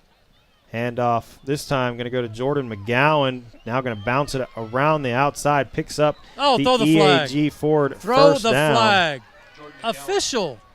That is unbelievable, guys. Yeah, that seemed pretty far out of bounds. There's been a couple late hits over there that have not been called. Oh, my goodness. He was beyond the white line. He was in the green on the other side. And he throws him down. No penalty. I sound like Wendy Weiner. Sorry. So 1st and 10 for Jacksonville, this time from their own 39-yard line. McGowan going to go in motion. And Clater finds him, has some room to run. I think we're going to have a hold go against Jacksonville. What the heck? Had a good-looking play, and the back judge throws a flag from 40 yards away. He did. The head linesman over here also threw a did flag. he also Yeah, throw I'm pretty it? sure we're going to have holding on Jacksonville. Okay. And probably on – I think it's going to be probably on Suarez Mosley. Trying to hold the guy off from it's about getting the line, to McGowan. I think it was at the line of scrimmage, so that's going to be about 10 yards from where it's going to be 1st and 20. 88. No, Quaylen Holman. Yep, Yeah. I mean, but it probably could have gone for either one of them out here. Just trying to make a play. So they'll mark this from that spot. It did get up the field before the hold, so it'll be 1st down and 17. Have 2 receivers each way for the Indians. Polk alongside Clater in the backfield.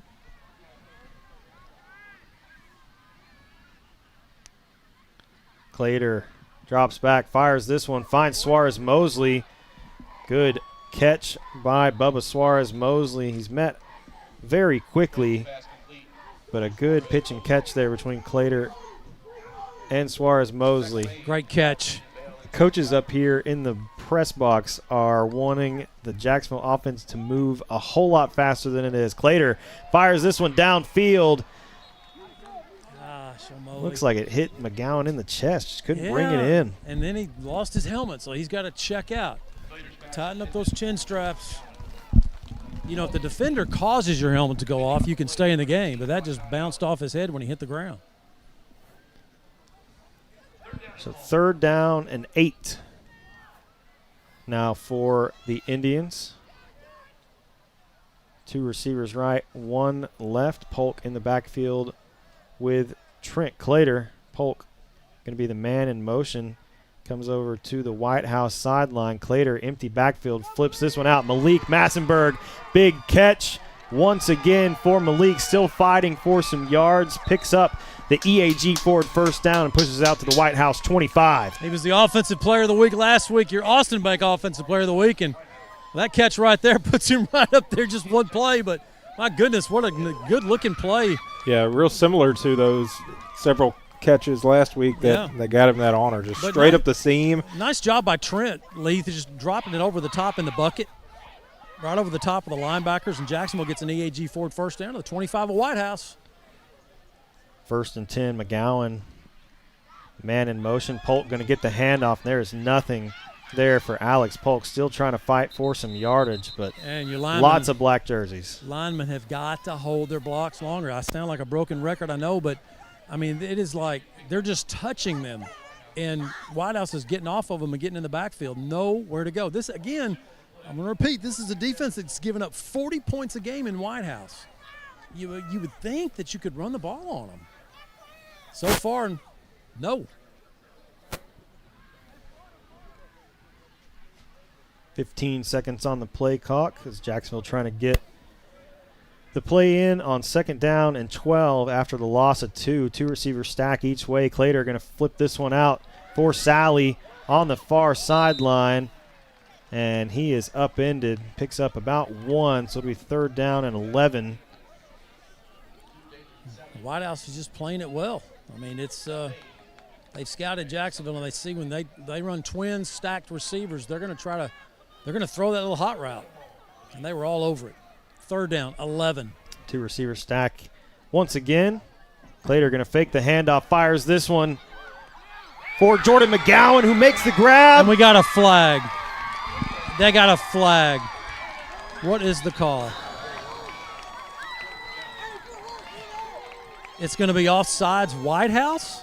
Is that Please the call? let it be offside Whitehouse. Let's see the official now running out to talk to the man in the white hat. It was right in front of the Jacksonville bench. Jacksonville's extra point team is going out, so that should be a touchdown for the Indians. Jacksonville's celebrating. It is going to be a touchdown. McGowan with the catch. So they're going to mark it on the kickoff because it must have been a dead ball foul after the play.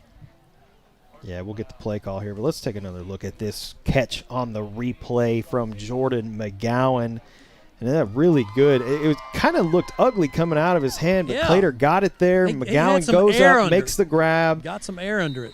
And that makes this a 21-6 game as KC on to attempt the extra point. Extra points brought to you by our friends at Neighbors Coffee. If you need a kick, go get yours from Neighbors, and this one is up and good. So it makes this a 21-7 game with 2:36 remaining in the first half. Take a short break and come right back. This is Fighting Indian Football on JISD Live. Dr. Westbrook, Dr. Stocks, and their dental team at All Smiles provide a wide range of dental services. This includes cleanings, fillings, crowns, bridges, implants, and cosmetic dental care. Call and schedule your appointment at 903-586-0741. This glorious Whataburger is yours. A few minutes ago, it didn't even exist. Why? Because every Whataburger is 100% fresh beef and made to order. That means we didn't start cooking it until this exact moment, right here, when you ordered it into existence. Whataburger, just like you like it. Welcome back to Wildcat Stadium, and with your Fighting Indian scoring drive summary, here's Todd Travis. It was a 10-play drive, covered 80 yards. finishing with a touchdown, making the score Whitehouse 21, Jacksonville 7. Well, it's so good to hear from Todd Travis. Yes, it is. I mean, it's lonely over there by the cameras. I am glad to get to participate too. Yeah. So Davian Tavera has this one teed up. See what the Indians drop. They do kick an onside. Great bounce. It's there. Ball is loose. And did Jacksonville hop on it? I don't think so. Unfortunately, no. It was a great kick from Davian, though. Wow. Man, it was perfect kick. Hawkins, Narraden Hawkins, almost got that ball for Jacksonville, but he did not, so it'll be Whitehouse ball. 2:34 remaining. Indians on the board. 21-7, Whitehouse. So, hey, your defense can get a stop here, get the ball back. You got one timeout remaining. Is that right? I don't remember Jacksonville taking. That's what the scoreboard says, one timeout. I don't remember them taking. I think the timeouts are next to the clock. Oh, okay. That's right. I think it's first, Yeah, I think it's first and 10 what you're looking at. Nobody's taking a timeout, yeah. First and 10, handoff going to go to Robbins. No room to run as he is grabbed. I think that was Harrison Penn. Yes, it is. Harrison grabbed the back of that jersey, not the one that gets you the penalty. He just held on for dear life. What a play by Harrison Penn, the senior. He did. Slowed up Robbins enough. Holmes now on second down, going to fire this one deep over the middle. And that pass is incomplete. He said he's down. He called him down? Yeah, he really? said he caught it. Said he caught it and he's down. I mean, I've seen plenty of those where you hang on to the ball that long and they call it incomplete. That's crazy. Well, he popped up so fast and the ball popped up too. So it's not like he had possession, but the official right there says catch. So with 1:58 remaining, they're knocking on the door. This is going to take us to the 2-minute timeout. Yeah. And we will take it with them. We'll be back in just a moment. It's Fighting Indian Football on JISD Live.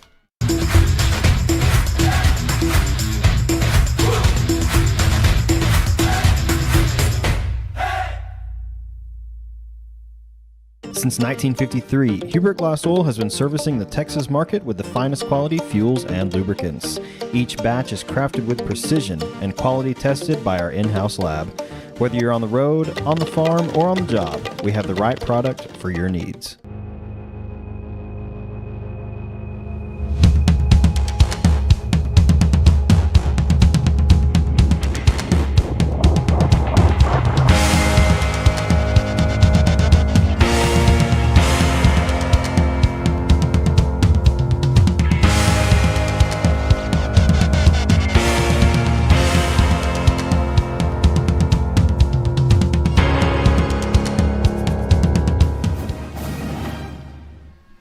Welcome back to Wildcat Stadium. After the 2-minute timeout, Holmes going to hand this one off to Robbins. Goes up the middle on first down and 10. After the big catch from Zion Alexander right before the 2-minute timeout. And this will be about a 5 or 6 yard gain. Second down and 4. And with a minute and a half remaining in the first half, Jacksonville, even if they could hold it to a field goal from here, I feel like that's a win. Holmes looking over the middle. Oh, man. And there's going to be a flag come in. Yeah, he held pass him. Interference. Kenyon Tilley almost came up with a second pick, but it wouldn't have mattered because they're going to get Suarez Mosley for basically tackling JoJo Adams of Whitehouse in the end zone.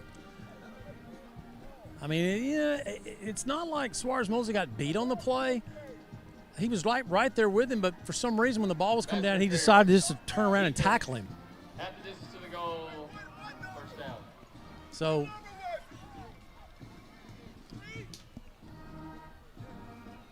okay, so Monte Stevens is asking who the penalty was on, and he said 3, and I don't think it was 3. No, he is upset as Monte Stevenson. He's asking him.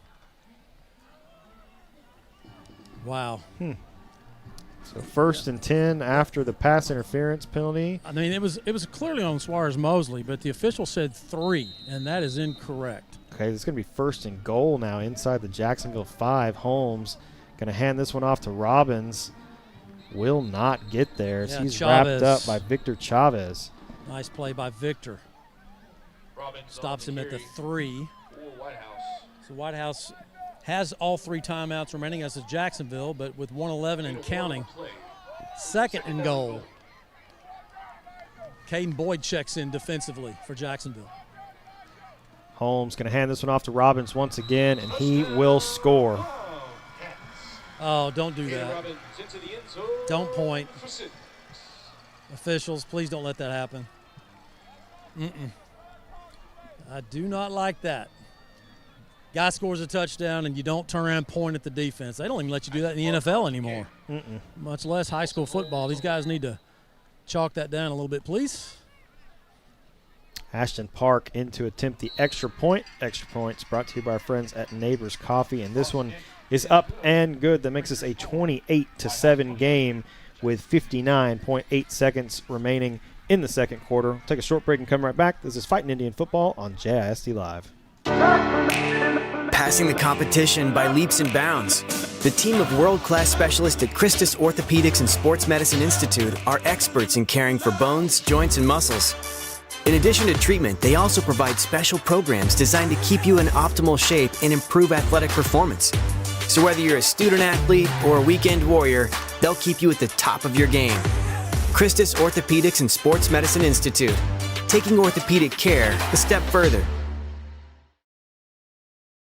Dr. Darwin Dar and his staff at Dar Chiropractic specialize in family chiropractic care, exercise rehab, digital x-rays, nutrition and weight loss programs, decompression, and chiropractic wellness care. Located down the street from the Tomato Bowl, Dar Chiropractic. They can help you feel better.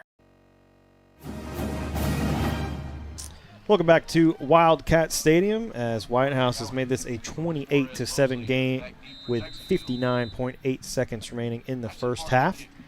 Ashton Park has this one teed up to kick away for Whitehouse. Park kicks this one deep right, fielded by Jordan McGowan. McGowan has some room to run around the right side. And a good return from Jordan McGowan pushes this out near the Jacksonville 40-yard line. Man, Calvin Brown III for Jacksonville. What a nice block upfield, allowing McGowan to turn that corner right there. He just did about as good a form block as you can do when you're running full speed. Hey, we've talked about some all-name team stuff for opponents. What about Calvin Brown III for Jacksonville? What would you say for that one, Matt? I mean, the third does a lot there. The third does a lot. That's pretty good. When you throw that number 3 back there, that's pretty good. I mean, well, Matt Montgomery the third. Think how good you would sound. That will never happen. The doctor made sure of that. So, but yeah, the third. That's not bad. I like that. Empty backfield for Trent Clater on first down. And this one is blown dead as Whitehouse is going to take their first timeout of the game. We'll take it with them. Back in just a moment. This is Fighting Indian Football on JISD Live. Dr. Westbrook, Dr. Stocks, and their dental team at All Smiles provide a wide range of dental services. This includes cleanings, fillings, crowns, bridges, implants, and cosmetic dental care. Call and schedule your appointment at 903-586-0741. I'm Matt Montgomery. For over 40 years, my business has helped people manage their money and organize their financial life. I'm a registered investment advisor with the state of Texas and chartered financial consultant. Whether you need portfolio management or comprehensive financial planning, I can help you. Call me for a free consultation. Since 2004, Legends Old Time Burger Cafe has been the home of Jacksonville's best old-fashioned hamburgers. Hand-battered chicken strips, chicken fried steak, fries, and onion rings are the best around. Legends, home of Jacksonville's best old-fashioned hamburger. Welcome back to Wildcat Stadium. Coming out of the Whitehouse timeout. Jacksonville on 1st and 10. Clater trying to flip this one out quickly. Finds Suarez Mosley. Has a couple blockers in front of him, and he will pick up about 5. Short side of the field, not much room to work with for Suarez Mosley, but he does scoot up the field. More importantly, he gets out of bounds and stops the clock. Now the football at the 44 of Jacksonville. So Ryan, if you can get 30-something more yards here, maybe you sneak a field goal out of this. I mean, that would be great. Yeah. What are you talking about? Test we learned KC's range. We learned in pregame that his range is anywhere on the field. Clater going to fire this one for Suarez Mosley. Gets a hand on it, but out of bounds and incomplete. Yeah, mechanically right there, boy. It just broke down. for Trent. He threw off his back foot and didn't get his front foot down. It just sailed on him. And again, he's under pressure. I mean, he's got guys in his face, and he's just trying to make a play and get rid of the football. That one just didn't have a chance. Incomplete, stops the clock with 38.2 seconds remaining. 3rd down and 5 now. Polk in the backfield with Clater. And Clater trying to find someone to throw this ball to. Escapes the pocket, and he will pick up the EAG Ford first down. Wow, nice What a decision. move from Trent Clater. Well, just a great decision. I mean, maybe last year as a sophomore he throws that ball downfield for an interception. This time he just lets everybody clear out, gets the EAG Ford first down using his legs. That's what you want to see. Now there's a flag on the play. Oh, my goodness. Of course it's against Jacksonville. Let's see what we got here. This back judge is giving Coach Stevenson fits with his calls. Wow. What did he call? Unsportsmanlike conduct, number 2 of the offense. 15-yard penalty. Still 3rd down. Good point when they score.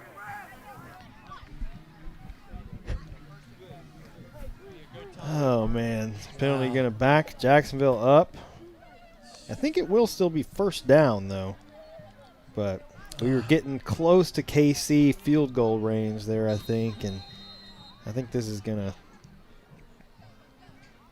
back you up. It's going to be tough with 30 seconds left. Trent Clater looking to fire this one downfield.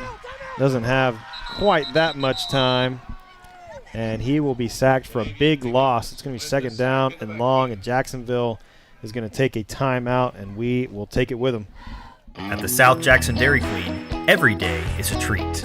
Cool off in your favorite blizzard, celebrate big with our famous ice cream cakes, and stop in to see the friendly staff who make every visit special. Dairy Queen, where happy tastes good.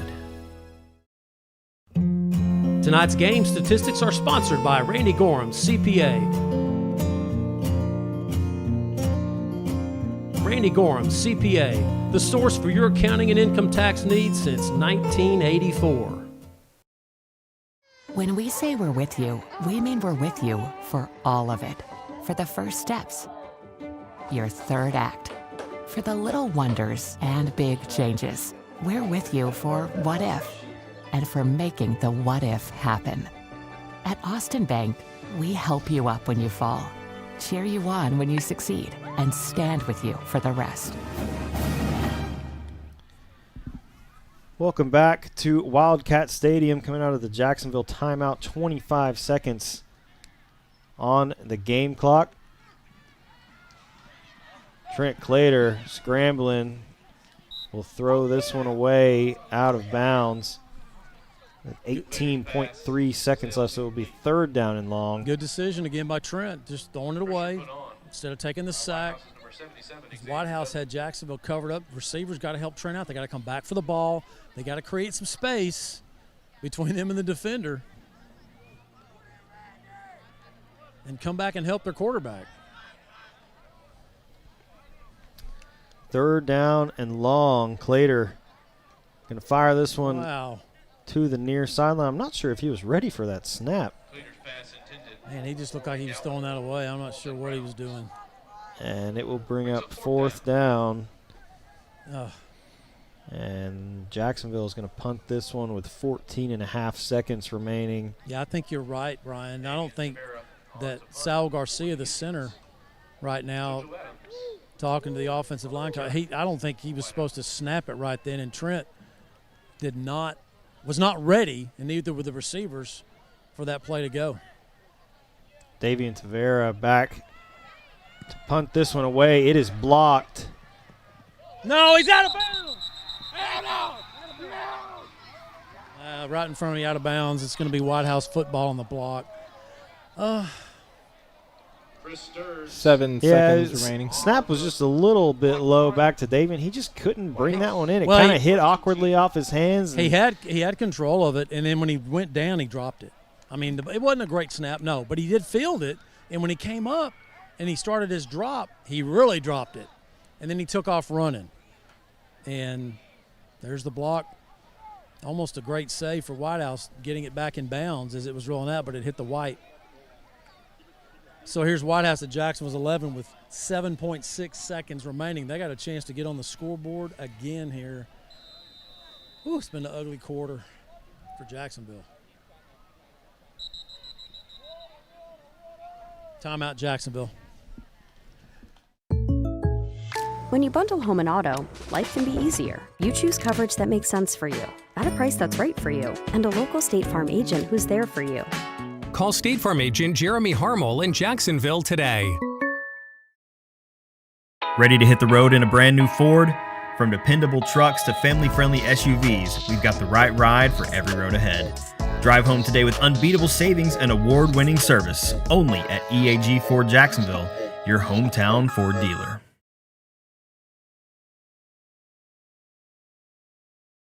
We'd like to say thank you to tonight's team meal sponsor, Commerce Street Draft House. Thank you for your valued support of Jacksonville Athletics.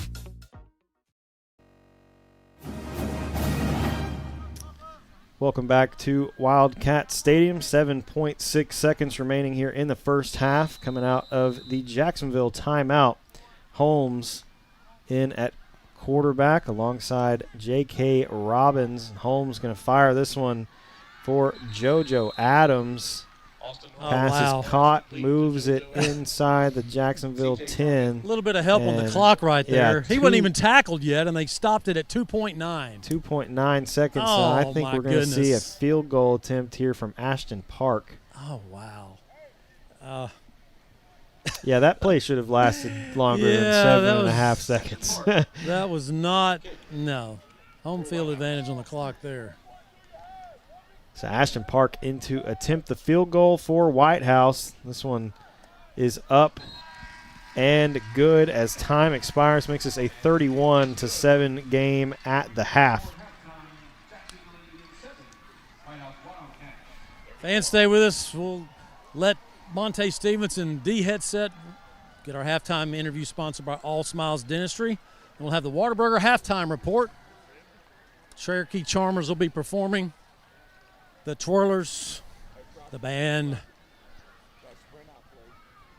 Let's let Coach Stevenson do a little coaching here. Let's let him do that. And, of course, Todd Travis will be along with the Randy Gorham halftime statistics. Yes, he will.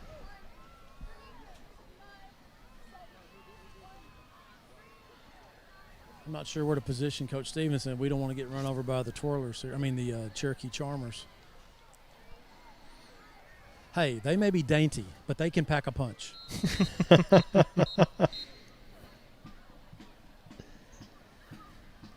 Coach, rough first half. Ladies and gentlemen, had some things bad happen to you that you got to overcome.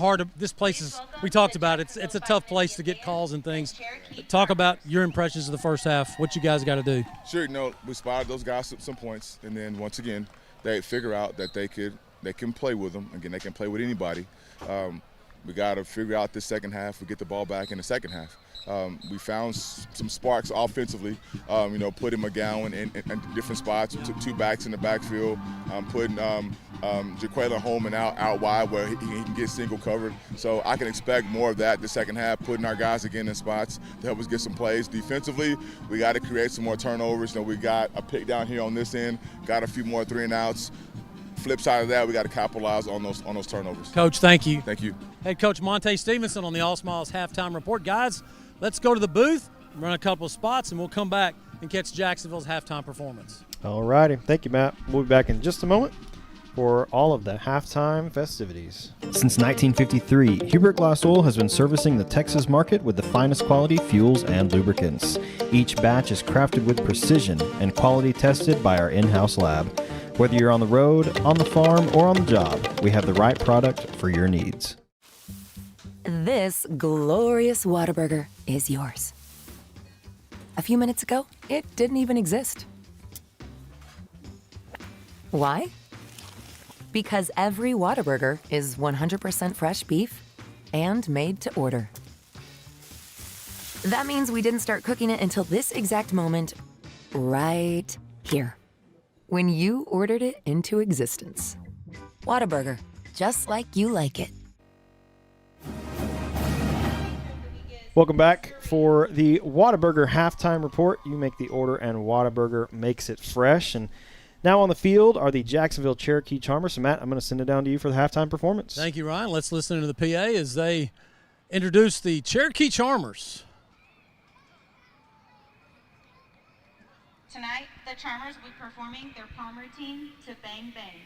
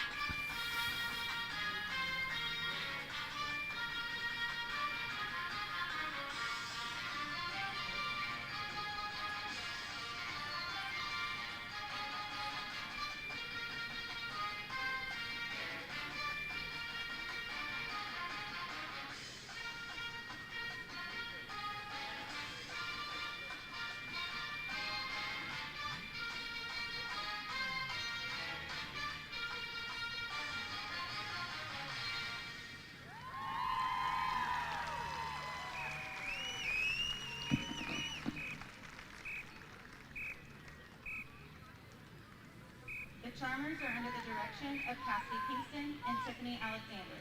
Ladies and gentlemen, the award-winning Cherokee Charmers.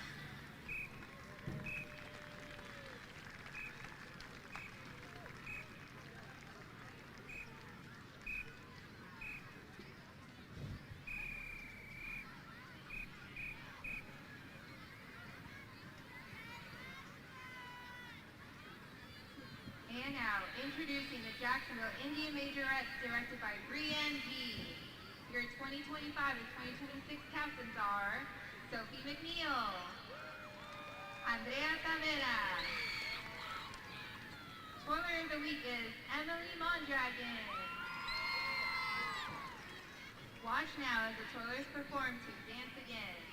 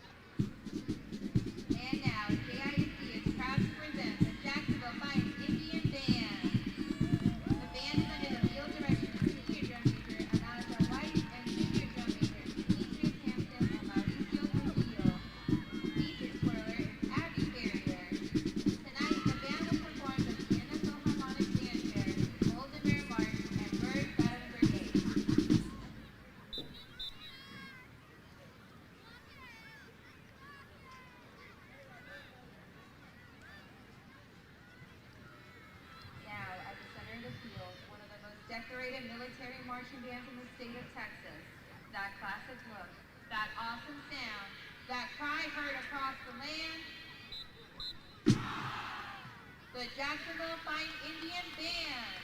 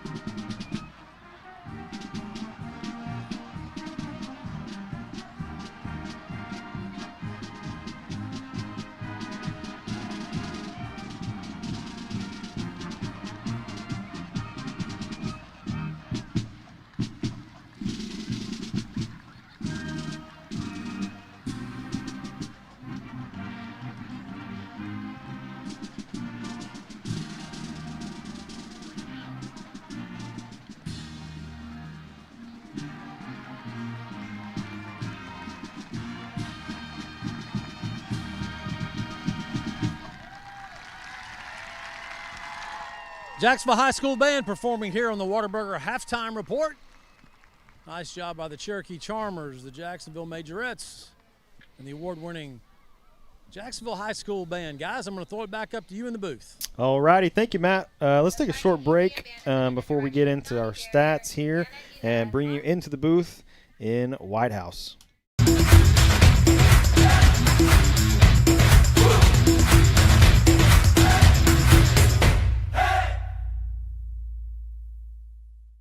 Dr. Darwin Dar and his staff at Dar Chiropractic specialize in family chiropractic care, exercise rehab, digital x-rays, nutrition and weight loss programs, decompression, and chiropractic wellness care. Located down the street from the Tomato Bowl, Dar Chiropractic. They can help you feel better.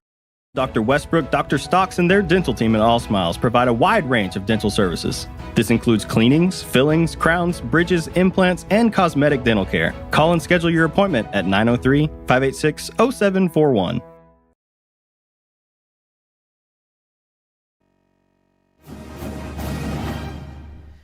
Welcome back into the booth here at Whitehouse, Wildcat Stadium for the Whataburger Halftime Report. You make the order and Whataburger makes it fresh. And we're now going to take a look at our stats for the first half, brought to you by Randy Gorham CPA. So Todd, let's go ahead and take a look at some stats. Passing, Trent Clater, 8 completions on 14 attempts for 85 yards with 1 touchdown and 1 interception. Ben finished the first half 0 for 3. Rushing, Jordan McGowan, 2 carries for 8 yards. Alex Polk, 4 carries for 7.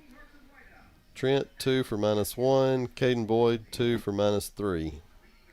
Yeah, and really, like, some of those for Trent are sacks. Like, he's actually run the ball several times. Yeah, and his biggest run called back to penalty. Yeah, got called back for a penalty. Mm-hmm. So, receiving, Jordan McGowan, 3 catches for 40 yards and a touchdown. Malik Massenberg, 1 catch for 34 yards. Bubba Suarez Mosley, 2 catches for 13. And Dealey and Sally, 1 catch for 1 yard. Yeah, pretty quiet first half offensively for Jacksonville. That was a point that we talked about in pregame, was just getting into having some consistent drives. We started out pretty decent on the first drive until, and then you have an interception that kind of kills that drive. And then, we saw Ben come in and, Jacksonville did not move the ball much for the next 3 possessions, basically 3 and out, 3 and out, and 3 and out. And I don't know if you have a time of possession on your app, how well it is working. I know we had the big, the longer drive that Trent had when we scored. But, yeah, it's showing we had 10 minutes and 43 seconds, and Whitehouse has 13 minutes. Yeah, that doesn't seem I don't think that's right, because they had it almost 6 minutes for the second quarter. Mm-hmm. So. Yeah, and, there's a period there in the first quarter where when Jacksonville was going 3 and out, they were taking 15 or 20 seconds off the clock at max. And so it was looking kind of bleak there for a little bit offensively. And we finally got something going with Trent in the second quarter, and Jacksonville finally started to find a rhythm. But, you've got to be able to keep your offense on the field. You can't keep going 3 and out and just sending your defense back out there. Those guys are playing hard. They're making some things happen early in the game.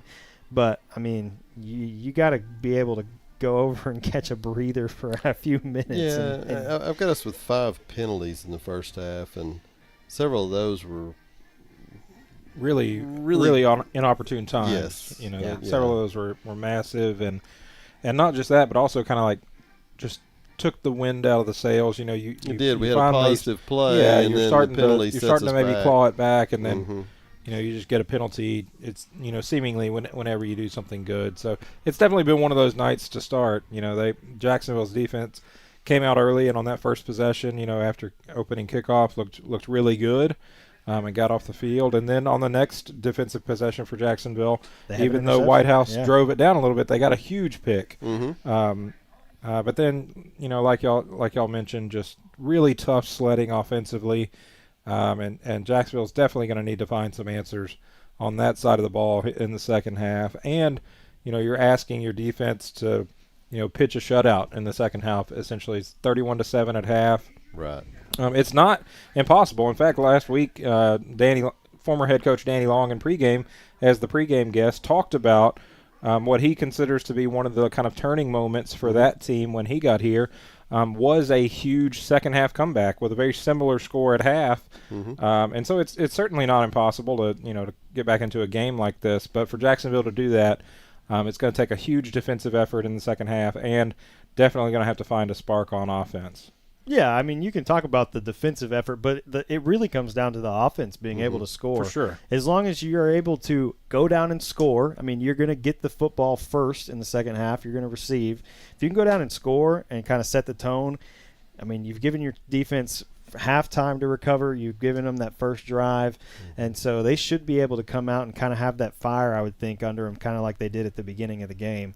And, I mean, they came out firing on all cylinders. I mean, you can't ask for much more than a punt and an interception on the first two drives. Yeah, for sure. I mean, I mean, 31-7, that certainly looks like your defense has been struggling.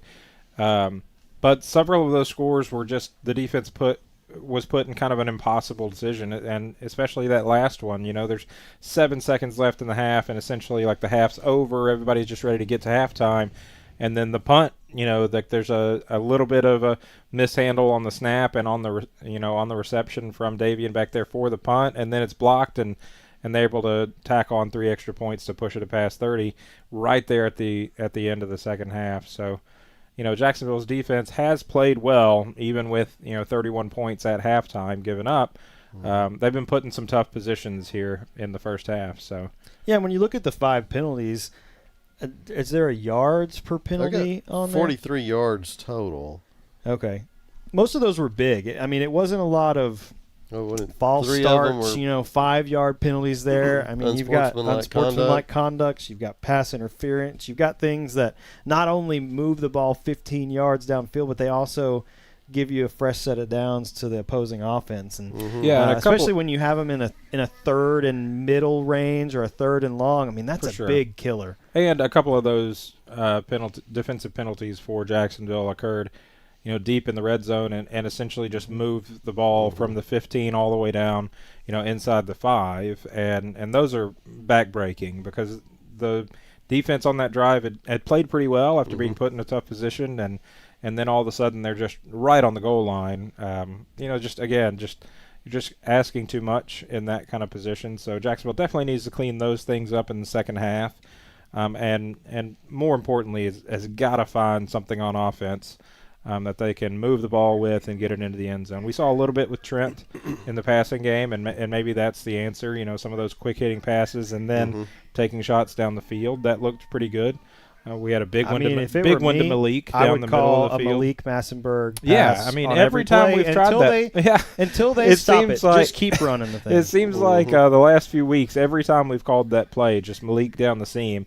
Whether he's open or not, that play has seemed productive. So. Yeah, and I think one of the big success factors for that is just how quickly Trent is able to throw that ball. For sure. He kind of lobs it up there. It's got some air under it, and Malik is able to get downfield and almost run under it a lot of the time. He's not having to look back for it, and I think that has made a huge difference because the screens have not really been successful so far this season. I mean, we're just not able to get the ball out there quick enough and block well enough for those to pay off in a huge way. And, we've seen him once or twice work with Suarez Mosley, where I think it was Athens. There's a 68-yard touchdown. He had a big one. But, I mean, you're talking about like 1 or 2 times maybe out of the 25 that we've run him so far this season. It just doesn't seem to be working. I like the slants that we've run a couple times this season.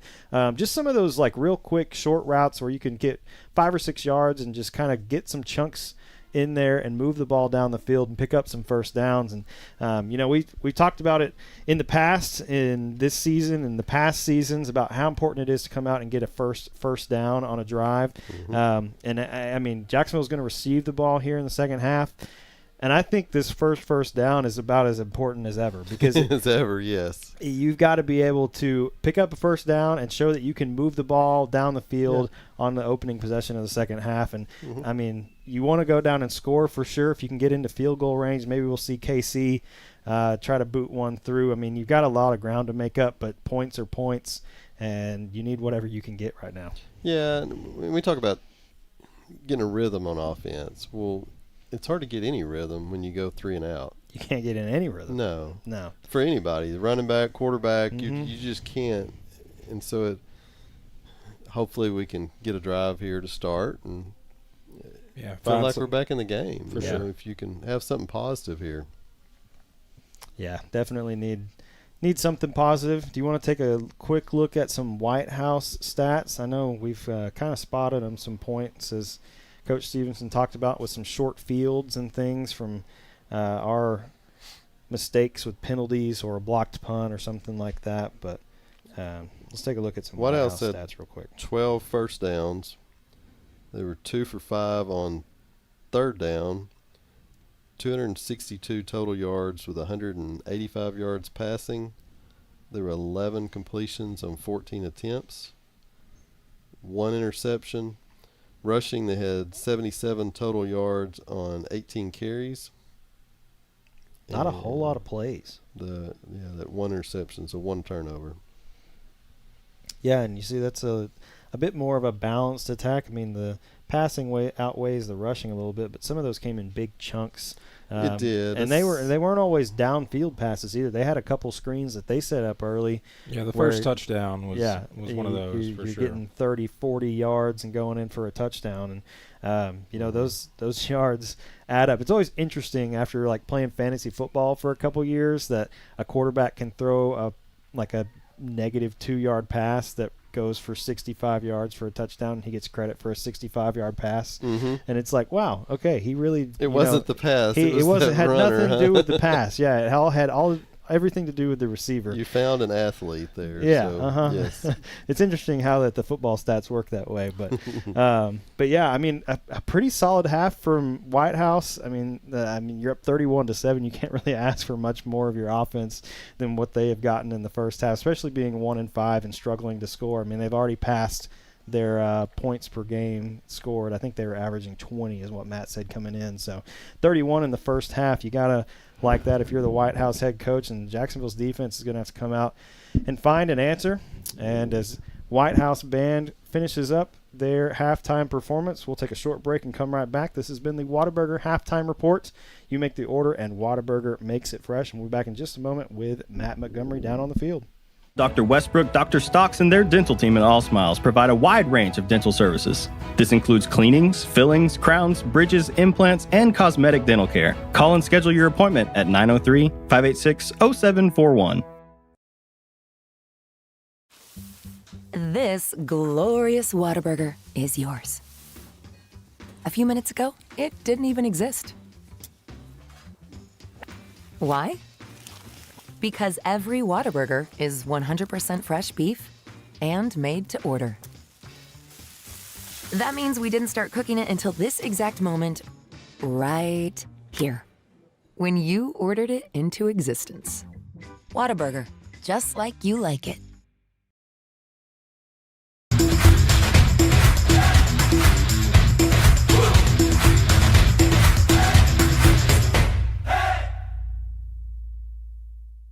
Since 1953, Hubert Glass Oil has been servicing the Texas market with the finest quality fuels and lubricants. Each batch is crafted with precision and quality tested by our in-house lab. Whether you're on the road, on the farm, or on the job, we have the right product for your needs.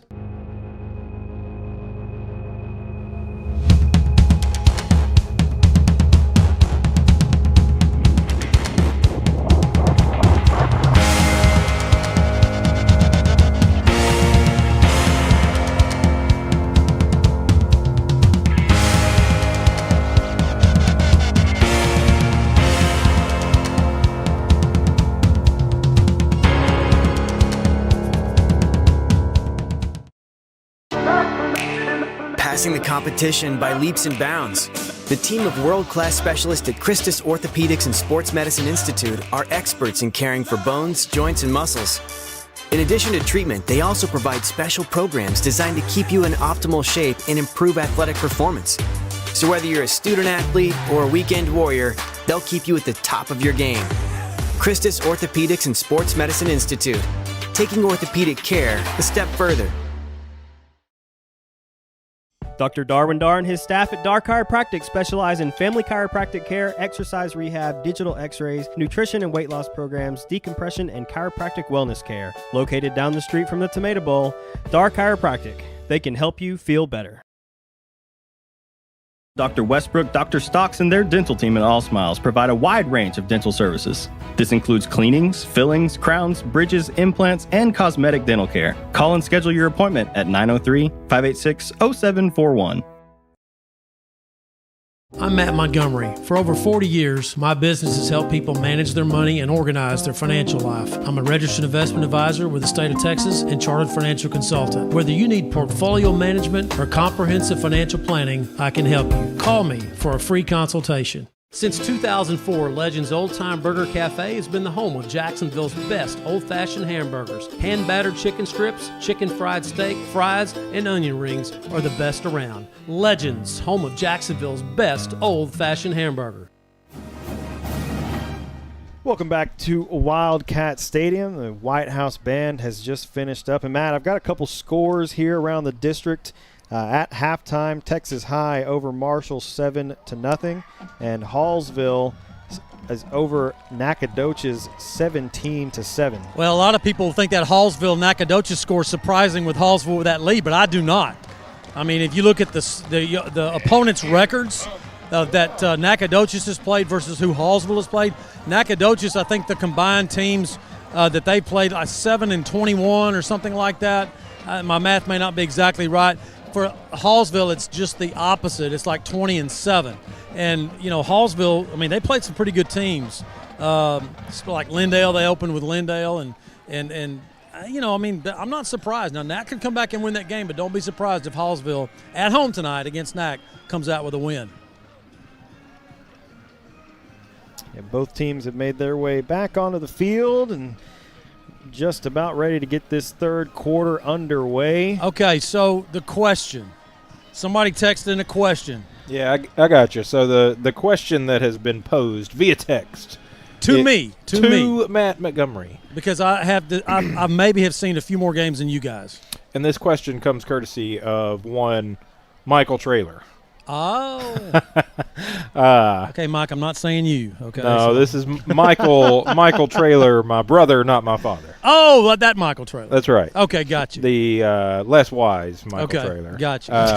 I'm sure he would appreciate you saying that. Oh, I'm sure he does. But here's the question. Who is the best high school football player at Jacksonville High School that Matt Montgomery has ever seen? So not like who went on to play in the pros. Yeah. Nothing they did after high school. Okay, so just this is best high school football player. So I have to clarify the time here. It's 50 years, actually 49 from 76. That's the first time I ever saw Jacksonville football when I moved here in 76. Okay, sophomore in high school. Okay, so that's where we're going to be going forward. So we're going to get the kickoff here. We're going to see if Jacksonville can open up this second half with a good drive here, and we're going to come back to this. Or a good return. We did see there was a hold, but we did see Jordan break one last week. Ashton Park going to kick off this second half. Kickoff's brought to you by our friends at Neighbors Coffee. This one is going to bounce inside the Jacksonville 5 and go out for a touchback. So it will be 1st and 10 from the Jacksonville 25 as they start their first possession of the second half. So my criteria that I look at is who lifted the team up the most when they needed it, when they needed to have a play made, who could play defense as well as offense, as good on either side of the ball, who was a leader, who was someone who was on the varsity for at least 3 years. Okay, I mean, most of the guys that are on there as a sophomore end up being the best players. Now here's Trent Clater in the backfield as Jacksonville will open up here at their 25. First and 10 for the Indians. Handoff goes to Polk, trying to bounce this one around the left side. Good run. And a good run from Alex Polk on first and 10. Yeah, good block by Sally there out of his receiver position. Going fast. Yes, they are. Clater going to hand this one off to Polk, and he is going to be picking up an EAG Ford first down. Good start right there as the Fighting Indians moving the ball. Running behind Para and the big fella Josiah Wallace, the junior at left tackle. The Indians pick up the EAG Ford first down.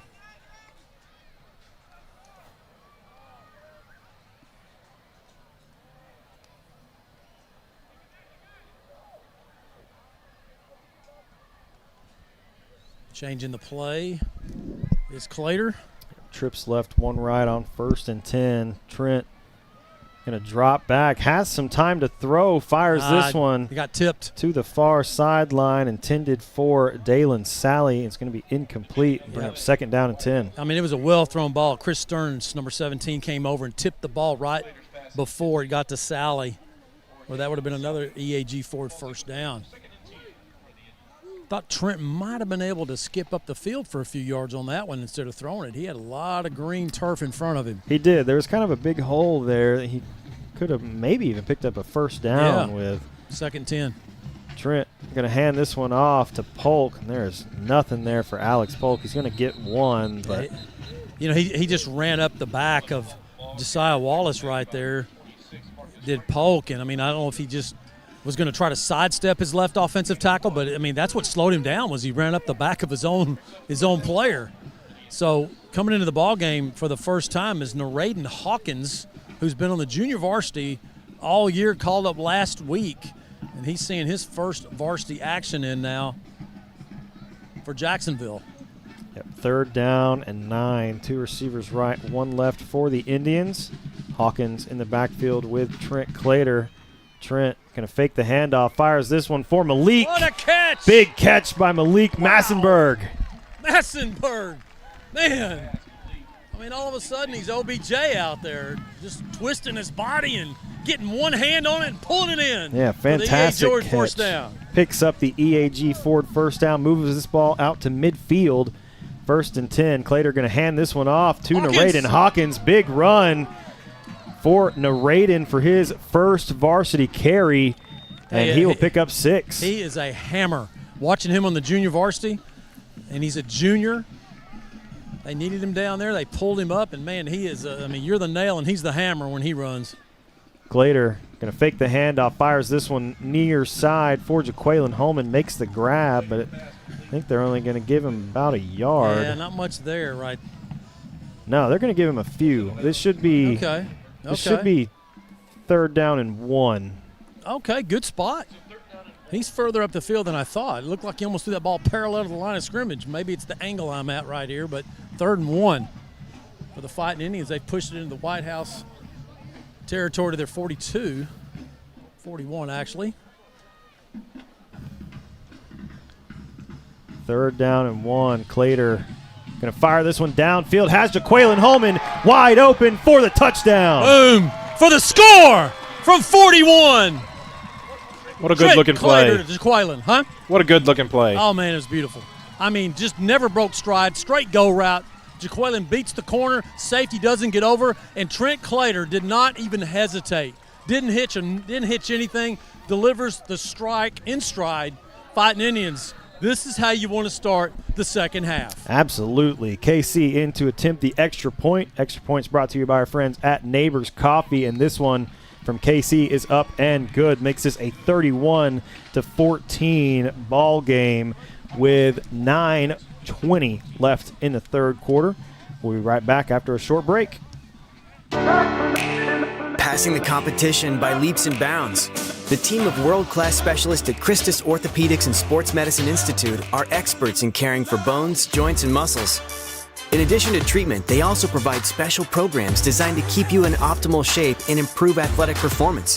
So whether you're a student athlete or a weekend warrior, they'll keep you at the top of your game. Christus Orthopedics and Sports Medicine Institute, taking orthopedic care a step further. Dr. Darwin Dar and his staff at Dar Chiropractic specialize in family chiropractic care, exercise rehab, digital x-rays, nutrition and weight loss programs, decompression, and chiropractic wellness care. Located down the street from the Tomato Bowl, Dar Chiropractic. They can help you feel better. Welcome back to Wildcat Stadium, where Jacksonville took their opening drive of the second half down for a Jaquaylin Holman touchdown. And that will be a 75-yard drive. Can't beat that. That's why you defer to the second half. You stopped Whitehouse in the first half, didn't stop them after that much, but you stopped them on that opening drive, and then you get it back and you score. Here's the kickoff. This one going to be an onside, popped up, and it will be fielded by J.K. Robbins. That one a little too far inside for Jacksonville to get to on the onside kick, and so Whitehouse will take over first down and 10 from their own 41-yard line. Well, Jacksonville has, I think they've recovered 2 onside kicks in the first 6 ball games. Almost had one in the first half in this game. So, I mean, you know, people shouldn't be surprised. You're thinking, man, why are you kicking onside kick here? It's so early in the third quarter. Hey, that's just the MO of this Jacksonville coaching staff. They like their kickers and the way they can deliver those onside kicks. So here's Austin Holmes, the quarterback, in the backfield for Whitehouse. First and 10. Zion Alexander, the man in motion handoff. Actually, throw going to be made on the screen. It's the JoJo. It's a JoJo Adams. No, we're going to have a flag. No, this one's going to go. Well, who's that going to go on? It's going to go on Whitehouse for sure. It's a Maji Mosley shoved C.J. Crockett as he came out of bounds. Okay. So that one should go back in Jacksonville's favor. I was about to come unglued because they missed. They didn't call 2 of those on Jacksonville's sideline. Then it's over there on the Whitehouse sideline, and I thought they called a flag, and I didn't see a late hit out of bounds. The penalty's not even on a guy who's in the game. He's just standing on the – wow. Yeah, he's just standing on the sideline. Well, that is not going to be good for him Monday morning when athletic period starts. Oh, man, that is not good. Well, luckily for him, no school on Monday. That's like, oh, that's true. About that. That might not be lucky. That might actually not be lucky at all. Thank you, Lee. So second down and 25 for the Wildcats. Handoff going to go to Robbins up the middle. Host of Indians Chavez in there to bring him down. And Jacksonville's run defense has been really impressive tonight. Yeah, it's been very impressive. They've done a nice job containing, giving up a couple of decent runs by Whitehouse, but not anything, you know, that's been game-changing. It's been the passing game of Whitehouse. What did they throw for 185 in the first half? It was a lot. 232 total offense. I think that's right. Yeah. But, I mean, just on the ground, you know, Whitehouse is JoJo Adams has been a big part of their ground game all year, and he's been bottled up. And then seemingly every time they're trying to run, there's just not a running lane. So. Trips right, 1 left. Holmes scrambles out to his right, and that pass incomplete off the hand of Jaden Gardner. So 4th down, and the Fighting Indian defense is going to get off the field here. Let's make a game out of this here in the second half. Jordan McGowan drops back. Fighting Indians should get decent field position. Depends on the punt by the quarterback, Austin Holmes. Also serves as the punter. And a big 3 and out to start the second half for the Jacksonville you march down the field offensively, score a touchdown, then get a 3 and out. Couldn't have a better start unless you score on this drive. Low snap. Oh, man, Holmes why do you got to block that? Narrowly gets that one off.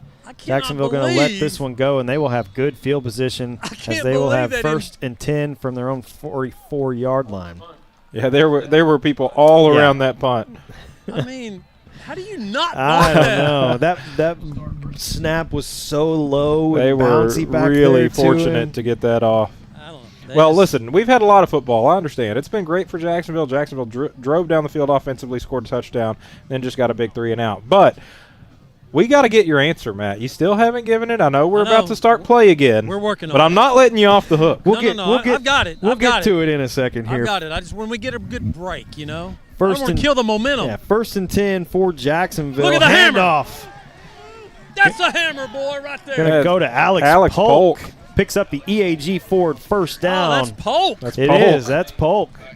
Good-looking He's the run. second hammer. He's the pin hammer. The heavy hammer is Hawkins. There you go. Handoff goes to Alex Polk once again. Bounces this one around the left side. Another first down. And a good run from Polk. Going to move the chains once again for an EAG forward first down. Man, a couple of nice plays by Jacksonville running the football. And moving and going quick. And they are moving quickly. Handoff, this one going to go to Polk up the middle, and there's nothing there for Alex Polk. So after the two big runs from Polk, Whitehouse sniffs that one out. Hawkins will check in. I think they're going to give him a gain of 1 on the play. So it'll be 2nd down and 9 as narrated. Hawkins checks in at running back.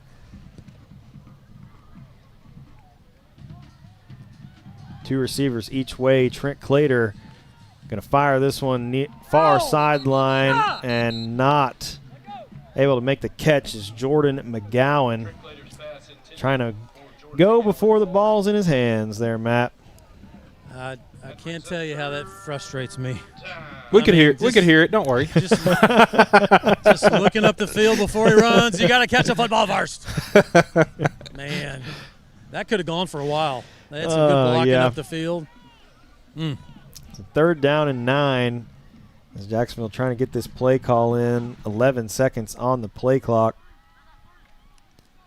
Clater fires that one out for McGowan once again, and he steps out of bounds. I think they're going to give him a gain of 3, but it's going to be 4th down and about 6. Yep, stepped out of bounds. Actually, he got up about 3 yards beyond where the ball's marked, but he stepped toeing out of bounds. So here's a big 4th down.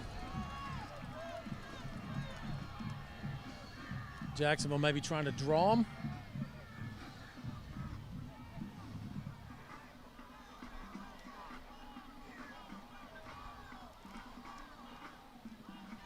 Trent, lots of pressure.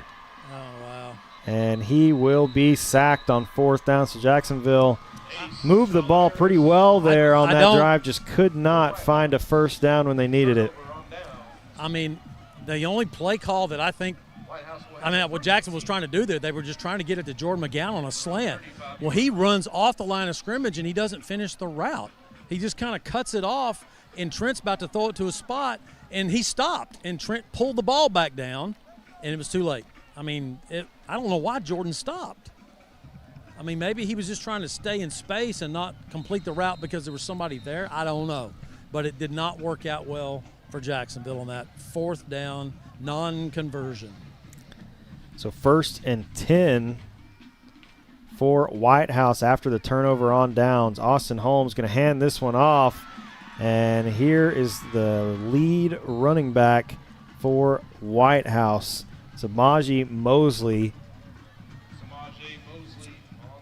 Man, honestly, kind of surprised he's in the game after the penalty that he had over here on the that side. was him on the bench? Okay. Uh-huh. Well, you know, when you can run like that, you kind of have a forgiving heart, you know? A forgiving heart. That's good. That's good. Thank you. Big first down pickup for Whitehouse. Pushes it inside Jacksonville territory down to the 41-yard line. As we move near the 6-minute mark remaining in the 3rd quarter. Holmes going to fake the handoff, fires that one near side for JoJo Adams, and it is nearly picked off. And it looked like CJ came down kind of awkwardly. Yeah, kind of both players there. JoJo Adams and CJ both getting up slowly. Pretty good collision there. As they attend to them. Trivia time? Yeah. Is it inappropriate to talk about it while we have injured players? Maybe not. Nah. They would understand. Okay, so leader, could play defense, could play offense. The best player that I've seen in all my years of covering the games, it's got to be that number 23, Richard Whitaker. I mean, he was the all-time. Well, with all of your attributes, I thought you were going to go Lee Traylor all of a sudden. Well, but then, close. I was close. I guess we can give it to Richard Whitaker. But I mean, there's so many there's so many great players I've seen. But I'm going by a lot of. You could put him at cornerback or safety.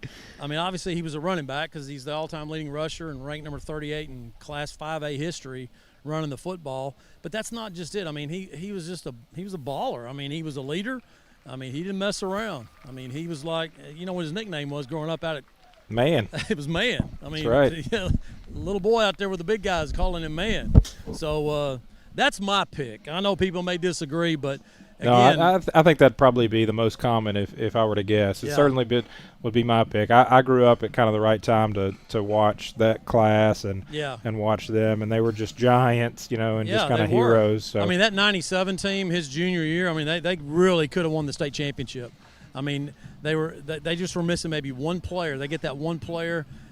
They could have won the state championship. I still don't think that field goal was good by Texas City down there at Huntsville. I was standing under the goal. I thought it was wide, but they called it good, and Texas City went on to win the state championship. So, and you're so unbiased. Yeah, just a little bit. Just a little bit. Okay, here we're back to play now. Second down and 10 for Whitehouse. This handoff going to go to Mosley once again up the middle. Breaks a couple tackles, and he will score. Man, just went right up the middle. Nobody home for Jacksonville. I mean, I don't see how the middle of the field is that open. We saw that last week against Hallsville with their third-string running back went 38 up the middle. That was the same kind of play. Ashton Park on to attempt the extra point. Extra points brought to you by our friends at Neighbors Coffee, and this one is up and good. Makes this a 38-14 game with 5 minutes and 55 seconds remaining in the third quarter. We'll take a short break and come right back. This is Fighting Indian Football on JISD Live. At the South Jackson Dairy Queen, every day is a treat. Cool off with your favorite blizzard, celebrate big with our famous ice cream cakes, and stop in to see the friendly staff who make every visit special. Dairy Queen, where happy tastes good. Tonight's game statistics are sponsored by Randy Gorham, CPA. Randy Gorham, CPA, the source for your accounting and income tax needs since 1984. When we say we're with you, we mean we're with you for all of it. For the first steps, your third act, for the little wonders and big changes. We're with you for what if, and for making the what if happen. And we're back. Welcome back to Wildcat Stadium. Ashton Park going to boot this one back for another touchback. He can boot it out of there, can he? Yes, he can. Let's see if Jacksonville can steal one back here. And I know a lot of people are frustrated, right now with the season so far, and they just have to be patient. I mean, you don't rebuild that quickly overnight, and people just need to be patient. And what you want to see is incremental improvement. Yeah, they took a step back last week against Hallsville. I will admit that. But you want to finish this season strongly, continuing to take step by step, starting right now. McGowan gets the handoff, goes around the left side, and he gets out near first down yardage. Good spot. I think they're going to give him an EAG forward first down. Yeah, good cut. Got about 3 yards past the line of scrimmage and did a little jump cut back up the field to get that first down. Jacksonville can move the ball. They just always seem to run up against getting behind the chains, 3rd and 11, 3rd and 9. Got to stay out of that. First down's really important to them. Like Slater that. going to hand this one off. Caden Boyd, big run. Gets across the 20 before he is finally brought down, but a huge run from Caden Boyd. He got the turf monster, got him there at the end. That Red Sea parted right there for Moses, didn't it? It sure did. It sure did. And he took it up the field and just got tripped. Nobody touched him. He just tripped. Got tripped up. So we got a timeout on the field, Whitehouse. Whitehouse will take a timeout, and we'll take it with him. When you bundle home and auto, life can be easier. You choose coverage that makes sense for you, at a price that's right for you, and a local State Farm agent who's there for you. Call State Farm agent Jeremy Harmel in Jacksonville today. Ready to hit the road in a brand new Ford? From dependable trucks to family-friendly SUVs, we've got the right ride for every road ahead. Drive home today with unbeatable savings and award-winning service, only at EAG Ford Jacksonville, your hometown Ford dealer.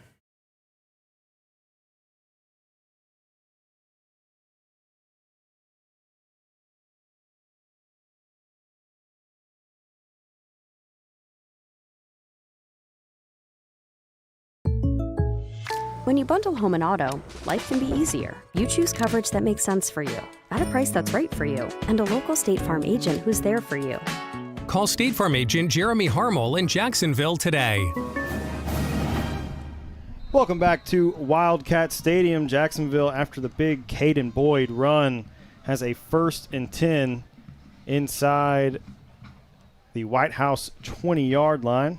5:15 remaining here. Yeah, bear with us. Our camera that's on the scoreboard fell off just a moment ago, so giving me just a minute to get that back up and going. Polk. Handoff goes to Polk. Pretty good pickup on 1st down. It's going to be 2nd down and 4. The Indians' offensive line made some adjustments, obviously, at the half, because they've been opening up some nice holes for their running backs. Alex Polk gets the handoff once again, still on his feet, and goes into the teeth of the defense, and he will lose a couple. Oh, that I think they're actually going to give him a pickup of 1. Yeah, Kadavian Pickens just wrecks things for Whitehouse. 6'2", 220, a junior linebacker, their leading tackler. I mean, he just wrecks things. And that's what he did right there. I mean, he was up in the gap, and boy, it caused Polk to run up the backside of Power right there. 3rd down. Clater fires this one over the middle. And can't bring it in. Is that Dalen Sally? Yes.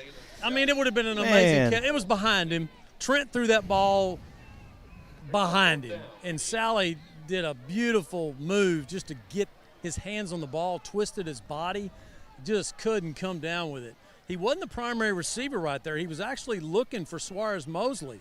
4th down, the Fighting Indians need to get down to the Whitehouse 6-yard line to get a 1st down. They're at the 10.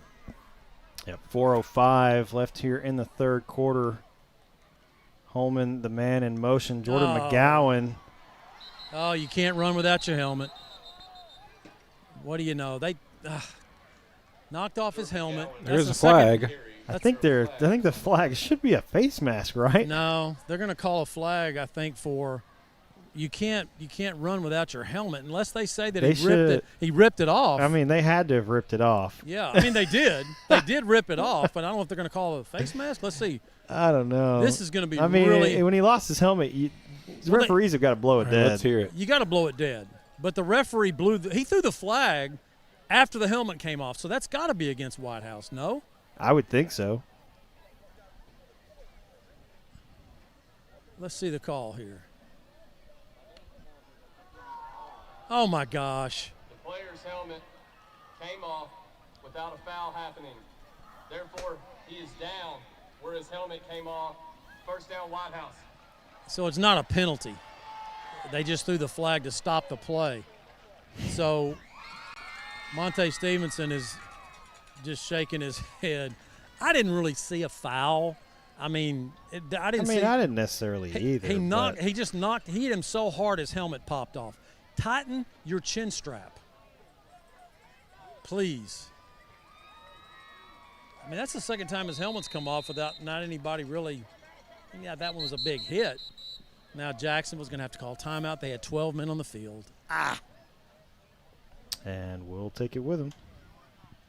We'd like to say thank you to tonight's team meal sponsor, Commerce Street Draft House.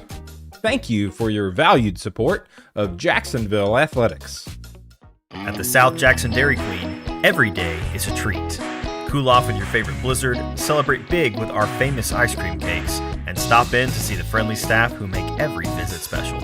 Dairy Queen, where happy tastes good. Life insurance. that meets your needs now for when they need it most. With help from your State Farm agent. Call State Farm agent Jeremy Harmel in Jacksonville today. Like a good neighbor, State Farm is there. Get a quote today. Welcome back to Wildcat Stadium. 1st and 10 for Whitehouse. And the handoff is going to go to Mosley. Oh, they're trying to strip it close. He will pick up a couple.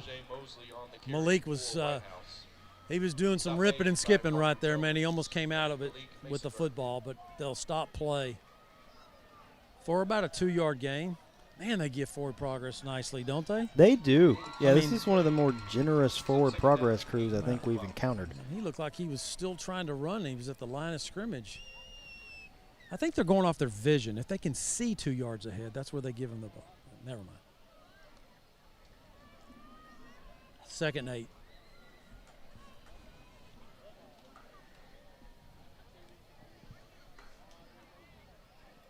That one incomplete, intended for Christian Long. He got that lit was a up. Big hit. Jordan. No, that's not. Is that Jordan? Who is that? No, that was CJ. CJ back in the game. CJ That's Crockett. good. CJ was injured. They had to come get him, and he's back in there. Big Tough hit. kid. That might be – that's another contender for your bone crusher hit of the game. No, so far that is it. We had one really early, if you'll recall. We did, but that one was so out in front of everybody that it was so obvious, that one. That had some momentum behind it. So right now that's number 1. Malik's number 2. Holmes drops back, forced out of the pocket. Going to fire this one. Finds his intended receiver, who's still on his feet, needs to be brought down. Gets out near midfield, as that is number 16, Jackson Gary, on the reception. Can't shoulder somebody to the ground at the varsity level. Got to stop doing that. Wrap up, pull down, grab their legs, strip them down. He just banged his way downfield because Jacksonville just didn't wrap him up and pull him down. Big play for Whitehouse for the 1st down. Yeah, we're nearing 2.5-minute mark in the 3rd quarter. This handoff goes to Zamaji Mosley. Gets around the right side. He will pick up about 3. Man, they're holding Malik. Wow. Right in front of the referee. If that's not a hold, wow. It's going to be 2nd down and 7 as we near the 2-minute mark here in the 3rd quarter. Whitehouse still leads Jacksonville 38-14. And Whitehouse once again mixing up the tempo as they have slowed the pace of their offense down quite a bit here in the 3rd quarter. 2 receivers right, 1 left. Holmes going to keep it himself. No room to run. He is gobbled up by Malik Massenberg and Parker Jones of the Jacksonville defense. That's going to bring up 3rd down and 7 after no gain on the play. Yeah, Parker, nice job sealing the edge right there, making sure that he turned the quarterback Holmes back inside where Malik helped him make the tackle. So good technique by Parker. 1:15 remaining here in the 3rd. 3rd and 7. 2 receivers right, 1 left for the Wildcats. Holmes finds Adams. JoJo Adams makes the catch, picks up about 3 yards, and a flag. Got to be a hold. Comes in. I think it might actually be a face mask. Yeah. Oh, man. Oh, man. Cannot get a call. Wow. I did not see a face mask from the booth.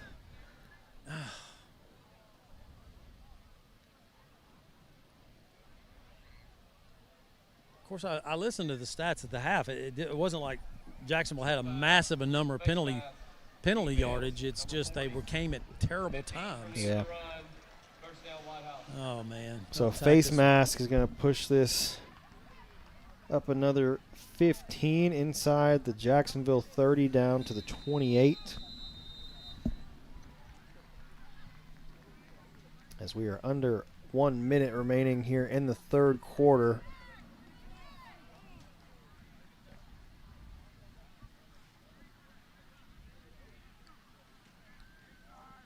Handoff goes to Mosley up the middle, nowhere to go. Elijah Benavidez in on the tackle.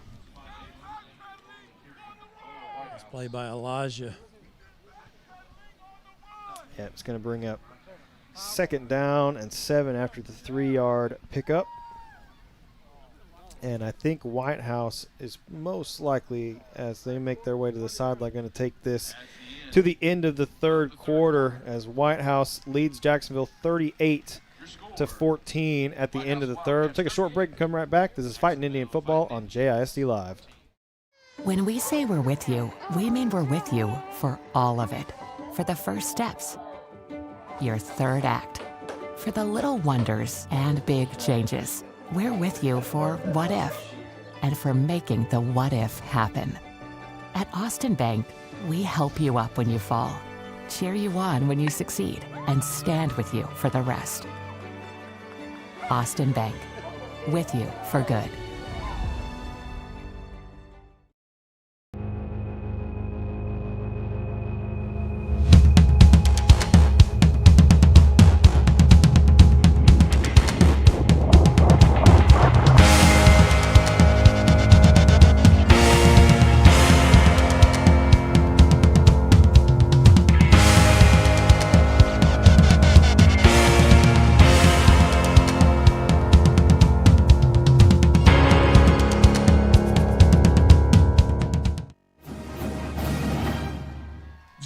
Welcome back to Wildcat Stadium for the start of the 4th quarter as Whitehouse leads Jacksonville 38-14. Junior Presley Ross. Junior Keely Foster. Junior Harley Boone. Holmes going to get us underway. He's going to throw this one away and out of bounds. So we'll bring up 3rd down. Lots of pressure from the Jacksonville defensive line. Yeah, caught on the sideline there by Chris Carpenter. That Chris Carpenter, yes, who's now on the coaching staff. Took off running like he was back at UTSA. Had a great career down there. Now working in the JISD. What on earth is being played? What? What is being played through the video? I don't know, but it is loud. Loud and a long video. Can y'all turn it up a little bit? My goodness. Holmes going to hand this one off. Mosley goes up the middle, and he is brought down, but gets a pretty good chunk of yardage. So this is going to be 4th down and 2. Good stoppage there by Jacksonville. Malik getting up off the pile. Parker Jones. Harrison Penn, the last guy to get up, and he's not up yet. What's he doing? He's straightening something as his shoe came off. There he goes. So 4th down and 2 for Whitehouse. Brings up 4th down for the Wildcats.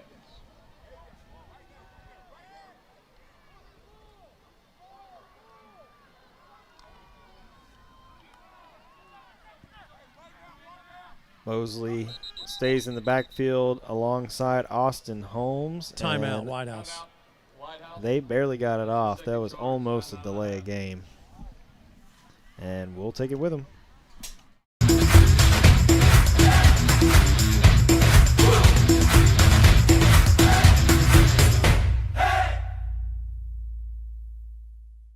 Dr. Darwin Dar and his staff at Dar Chiropractic specialize in family chiropractic care, exercise rehab, digital x-rays, nutrition and weight loss programs, decompression, and chiropractic wellness care. Located down the street from the Tomato Bowl, Dar Chiropractic. They can help you feel better.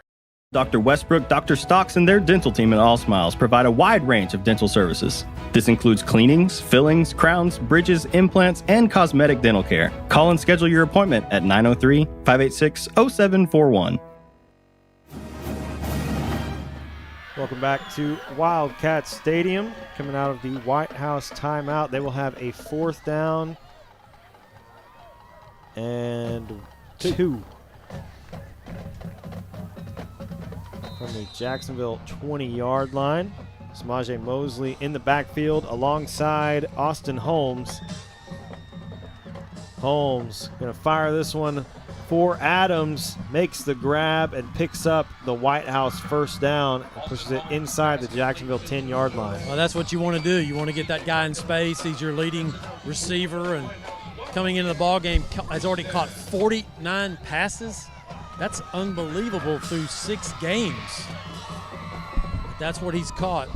And he tacked on one there for the first down and goal at the Jacksonville 8. By the way, updated score, Knack has taken the lead in the 4th over Hallsville, 21-20.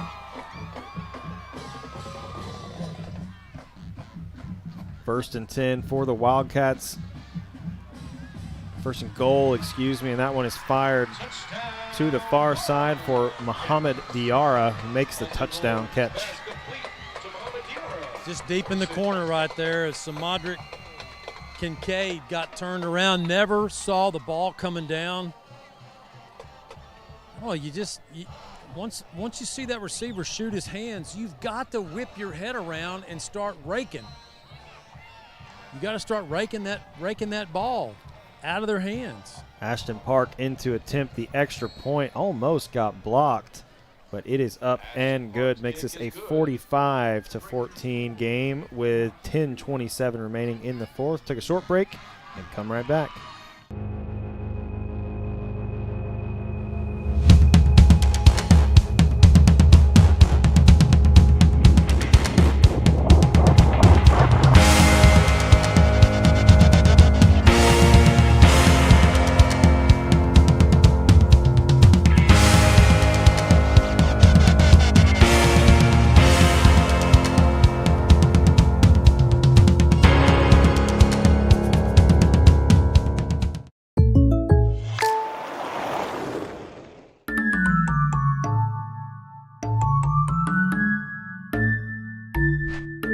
Call State Farm agent Jeremy Harmel for an auto quote today.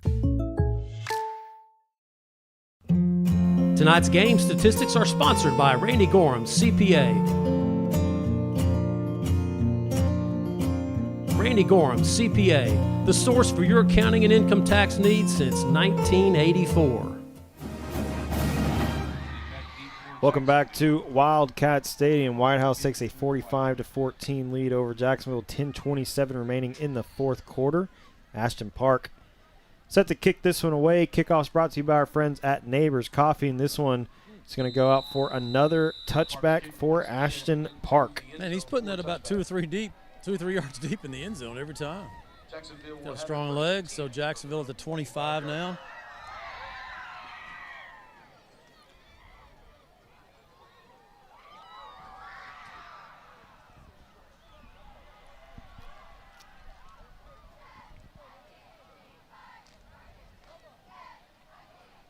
Gonna be 1st and 10 for Jacksonville from their own 25.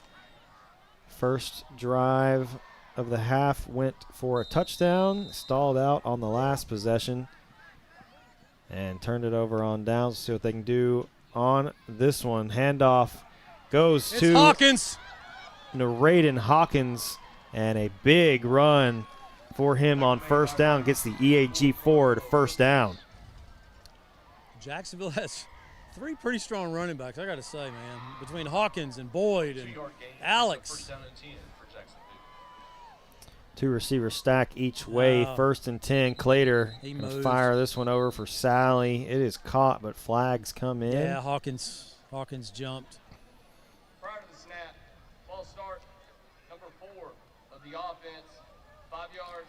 You don't see the running back get called for a false start very often. No, you don't. He was leaning forward, and he just kind of twitched.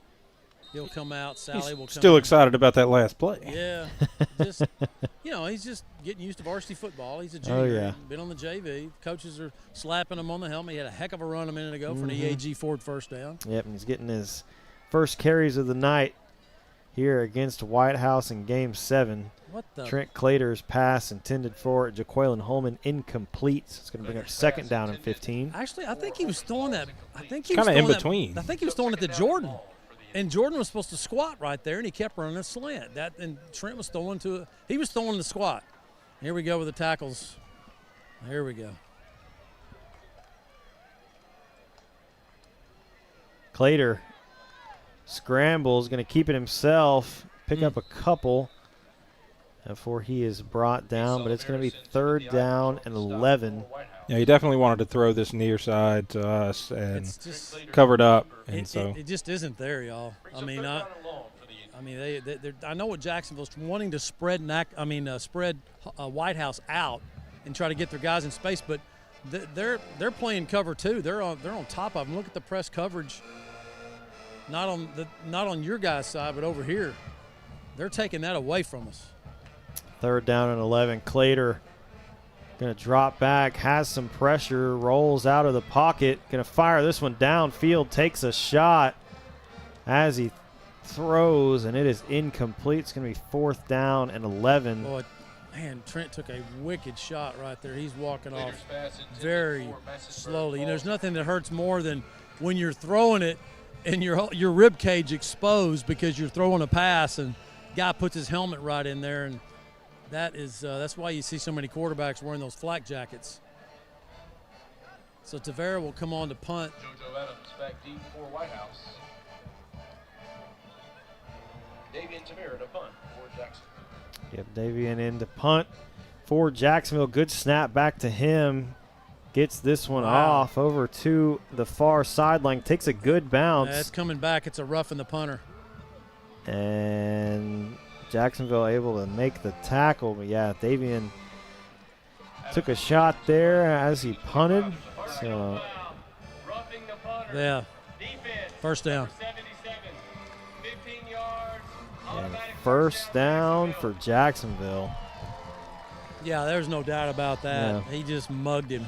As many games as we've done, Matt, it doesn't seem like Jacksonville gets a ton of breaks, and even some of those calls that we think are roughing the punter don't get called. So a big penalty there on Whitehouse gives Jacksonville the ball back, moves it up 15 yards, and they get a fresh set of downs.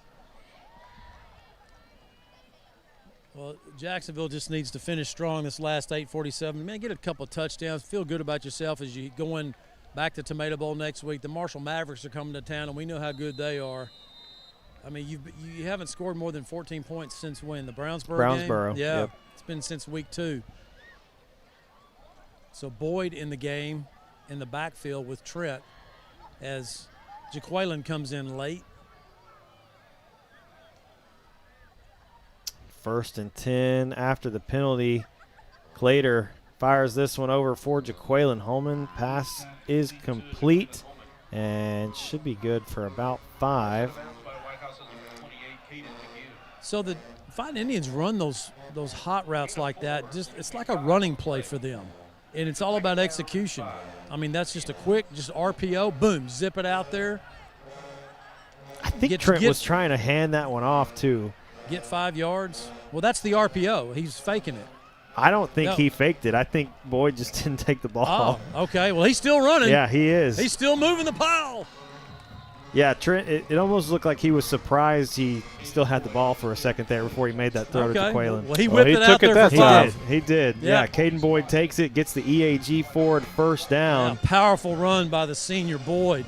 He just turned to the sideline and said, "Feed me." So we'll see if they keep handing him the ball. Clater fires this one near side. Oh, that's dangerous. Pass is caught by Jaqueline Holman. Now pick up another 5 yards. So 2nd down and 5 now from the Whitehouse 15-yard line. Caden Boyd still in the backfield with Trent Clater. Clater going to hand this one off to Boyd. Has some room to run. Gets out near 1st down yardage. We'll see where they give him a spot. It's going to be one about yard short, 3rd down and 1 at the 11. It's 3rd down and 1 as we're near the 7.5-minute mark remaining here in the 4th quarter. As Jacksonville trying to find their 3rd touchdown of the game. 3rd down and 1. Weren't ready for the snap. Flags come in. We'll see what the penalty is. Saul snapped the ball. I don't know if the band messed him up or what, but everyone but the center is what the referee just said. Oh, wow. So false start on Jacksonville is going to back them up, so it'll be 3rd down and 6 after the penalty. And still the clock ticks near the 7-minute mark. 2 receivers right, 1 left for Jacksonville. Later going to hand this one off to Boyd, trying to find somewhere to run as he is wrapped up by number 77, Xavier Dudley.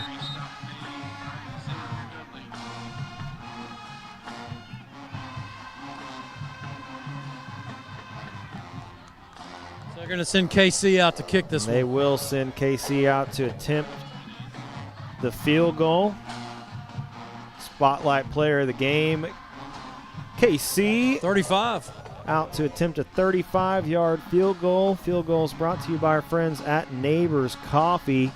And missing guys here. Missing some guys. Jacksonville may have to take a timeout here. Well, actually, they didn't even start the play clock they didn't start yet. the play clock yet. I think they're trying to get some things ironed out. And we will see a field goal attempt from KC. Once again, field goal is brought to you by our friends at Neighbors Coffee. This one is blocked. Still live. They're going to say that one was tipped, and Whitehouse. That wasn't very smart. Is going to field it, and they will be tackled at the 1-yard line. Oh, that was not very smart by Whitehouse. It's blocked. Just let it go. It's very close to a safety. Yeah, very close. And now we got a flag.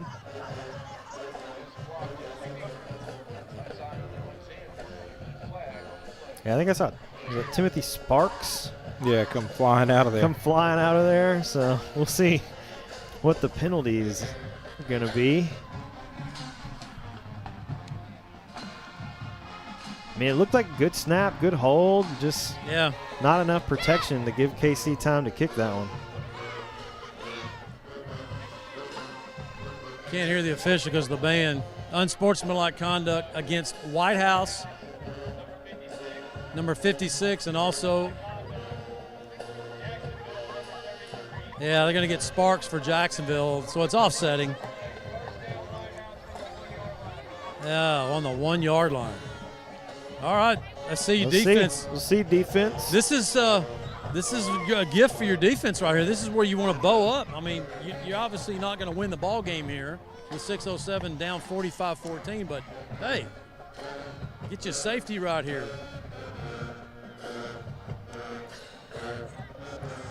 Man, Jacksonville is having all kinds of substitution problems here, getting guys in the right spots. Now they got it. So 1st and 10 for Whitehouse from their own 1-yard line. Holmes hands this one off. Face mask. I think you're going to have a face mask go against Jacksonville as Grimes got the handoff.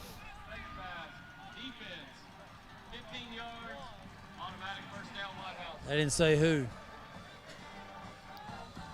Well, monkeys.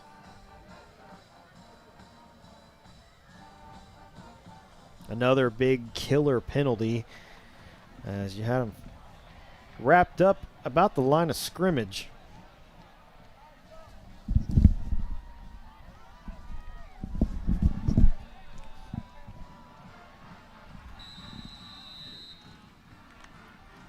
So that pushes us out to the 16. Holmes going to hand this one off once again up the middle. Not a whole lot of room to run. He will pick up about 3 before he's met by several Jacksonville defenders.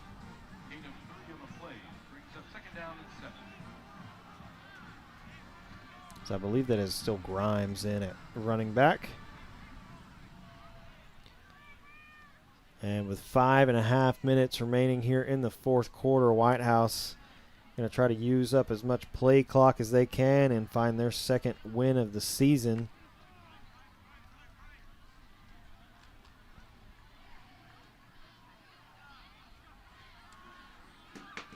Handoff goes to Grimes, breaks a tackle, gets out near 1st down yards. He's going to be about 2 yards short to be 3rd down and 2 for Whitehouse. As we tick under 5 minutes remaining here in the 4th quarter, Whitehouse leads Jacksonville 45-14. And a stop here for the Indians, as important as ever. Penalty just a moment ago, big killer as we had him backed up. And we'll see what Whitehouse draws up on 3rd and 2. Holmes going to fake the handoff. Wow, what a play. Alexander What a play. gets it on the end around, has lots of room to run in front of him. Give me a clip.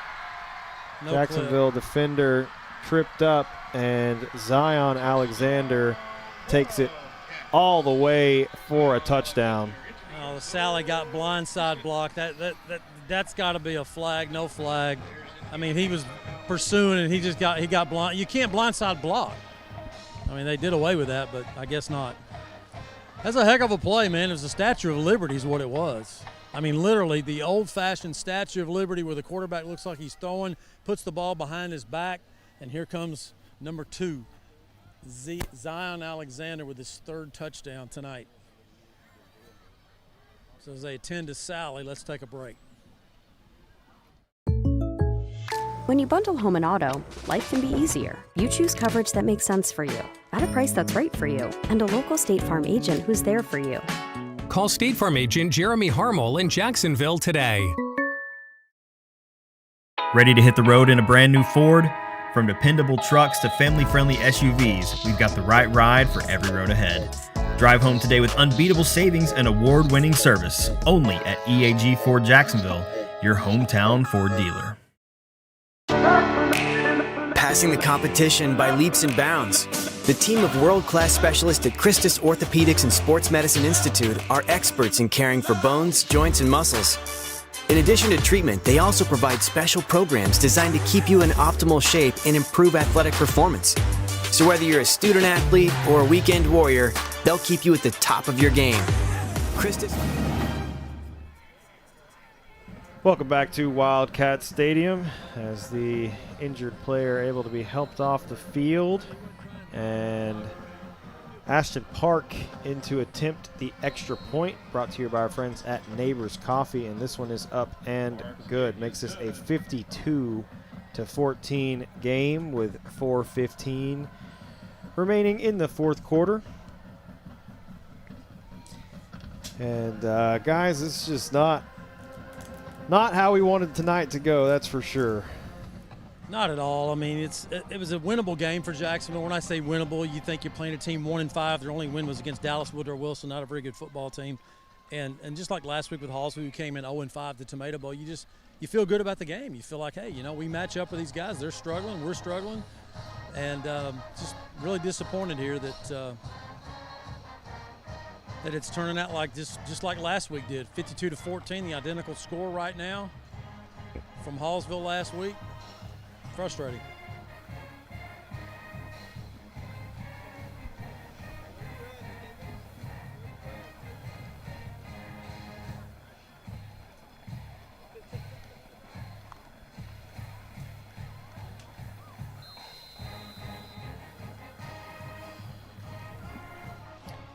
Ashton Park has this one teed up to kick away for Whitehouse. Kickoff's brought to you by our friends at Neighbors Coffee. If you need a kick, go get yours at Neighbors. And this one goes out for another touchback. How many is that? 6, 7 at least? Yeah. He's had quite a few tonight. Yeah. They kicked off 8 times tonight, and I think that's at least, I think Jacksonville may have returned one of those to open the game, and that was it. Or maybe after the first touchdown. One or two, yeah. Yeah, other than that, he's been putting them in the end zone. So what kind of character do you have right here for Jacksonville? I mean, this is where you get tested. You're down big. You start working on right now. Forget what happened. I mean, go play football and go down and score. You got 4:15. It's a test right here for you. Clater hands this one off to Polk. Around the right side, has a big hole, and Alex Polk has a lot of green grass in front of him. Gets inside the 20, and he will be dragged down around the 6-yard line, but a huge run from Alex Polk. The leading rusher in the ball game, for the season, is not going to have to check out. He kind of got rolled up as he was You know, that usually happens when they catch you from behind like that. They get your ankle, and he's going down and get attended to. But what a heck of a run down to the 5-yard line. Well, you asked what kind of character do you have. I mean, yeah, there you go. One big play. Good blocking. They're on the doorstep. Open the hole. Yep. Hawkins checks in at running back. He will get the handoff on 1st and goal. And Raiden Hawkins in for the touchdown. So Hawkins from 5 gets his first varsity touchdown. The hammer. Yeah, really good to see Jacksonville bounce back. 2 plays. I mean, you know, you got to keep playing. Forget the score. Just keep playing. Finish strong. KC in to attempt the extra point. Extra point's brought to you by our friends at Neighbors Coffee. And this one is up and good. Makes this a 52-21 ball game with 3:28 remaining in the 4th quarter. Take a short break and come right back. This is Fighting Indian Football on JISD Live.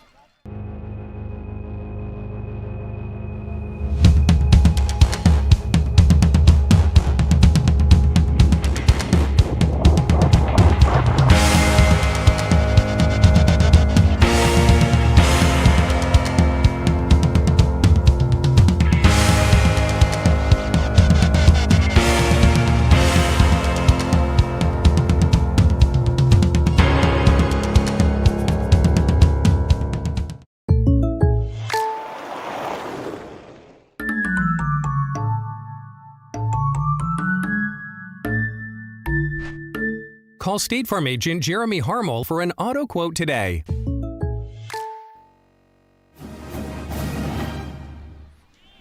Welcome back to Wildcat Stadium as a 2-play 75-yard drive that was capped off by a Raiden Hawkins touchdown makes this a 52-21 game with 3:28.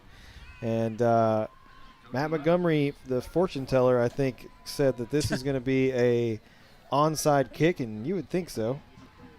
And what do you know? That one a little low, going to be fielded by Whitehouse. Stearns will make the recovery for Whitehouse.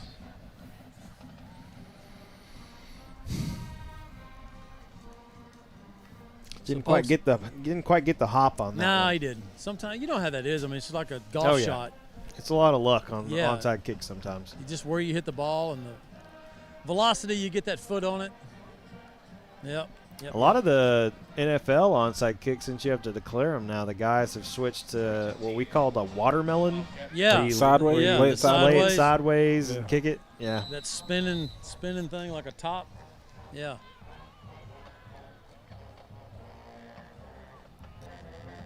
Holmes going to hand this one off to Mosley around the left side on 1st down. Picks up the Wildcat 1st down and moves it inside the Jacksonville 40. Yeah.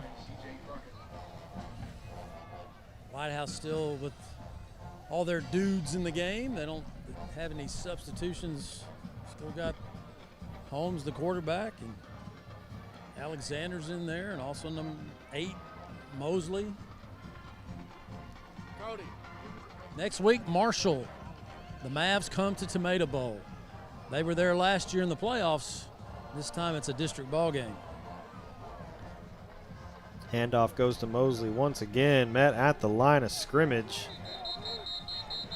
Easy, let go. Better let go. No, come on. Stop it. Frustration there by Chavez. He was taking out 6 7/8 ball games on that tackle right there. He bringing him down. It's a gain of 2 over the PA. It looks like they've got him spotted for a gain of 1, so it should be 2nd down and 9.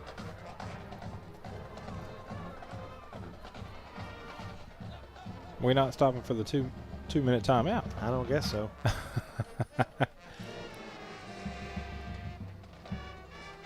Handoff goes up the middle by John Grimes. That so will I guess move the there's chains. no 2-minute timeout. I thought, what?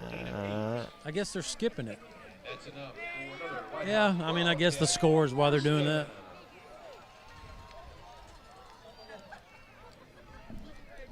So now they're going to look like Whitehouse is going to take a knee right here after they got the first down. They got the safety valve back there. Yep, in the victory formation. Either that or he's a really deep tailback. Oh, don't do that. When you're killing the clock, you don't do that. Jacksonville, Whitehouse. I mean, you're taking a knee and everybody's up there slugging it out. Yep.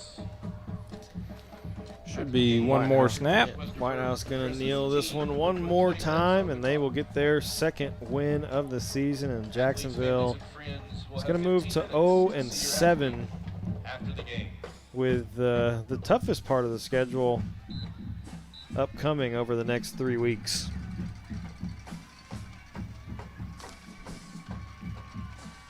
That's the ball game. Your Wildcats victorious, 52-21 over the Jacksonville Indians. Thank you all for coming out to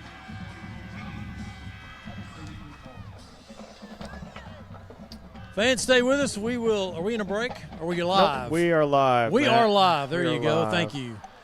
Stay with us. We'll have our post-game interview with Monte Stevenson, sponsored by All Smiles Dentistry. We'll be announcing our players of the game, Bone Crusher hit of the game, and I guess Todd's got some stats too, and we'll get ready to wrap this thing up. Yeah, he's actually not been in the booth for the entire second half. He's been out.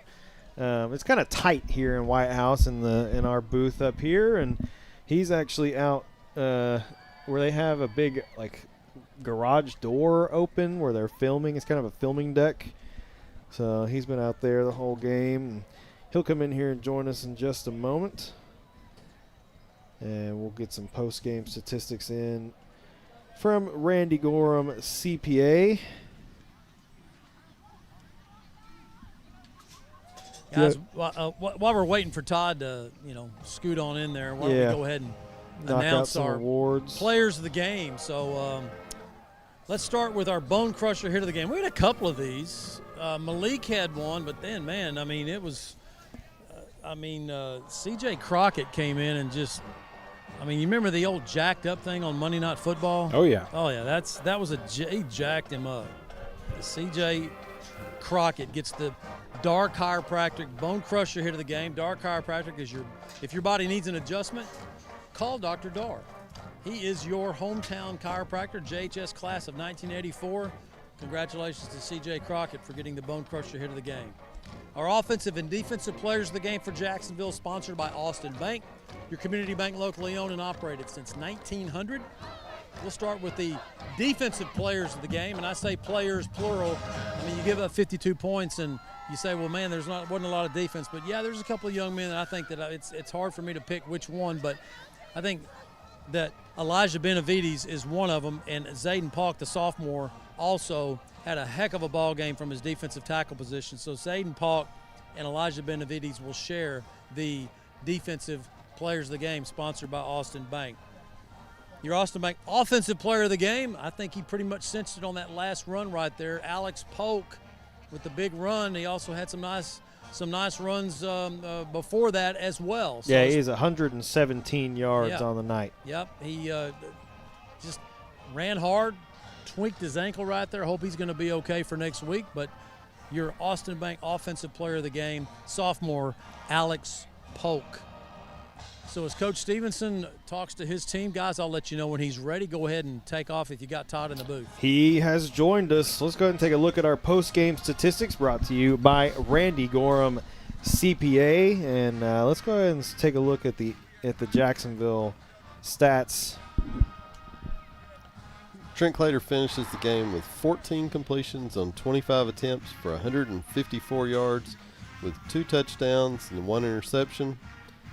Rushing, Alex Polk, 13 carries for 117 yards.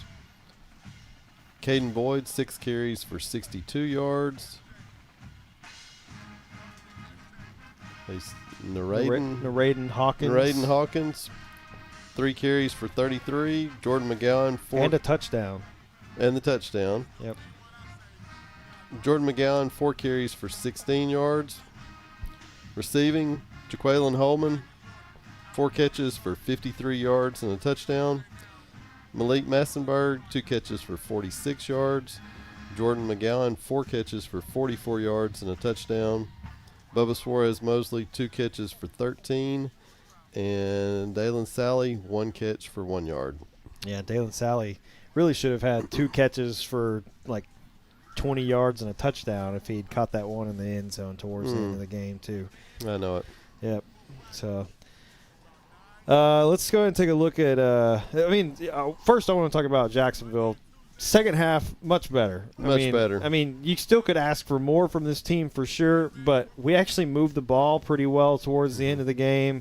Trent kind of found a groove there. I mean, he only had the 1 interception on that first drive, and other than that, like, he did a good job protecting the football, finding his receivers on some quick passes. And we also ran the ball significantly better in the second half. He had Raiden come in, kind of gave a change of pace. He ran the ball really hard. Caden ran the ball really hard.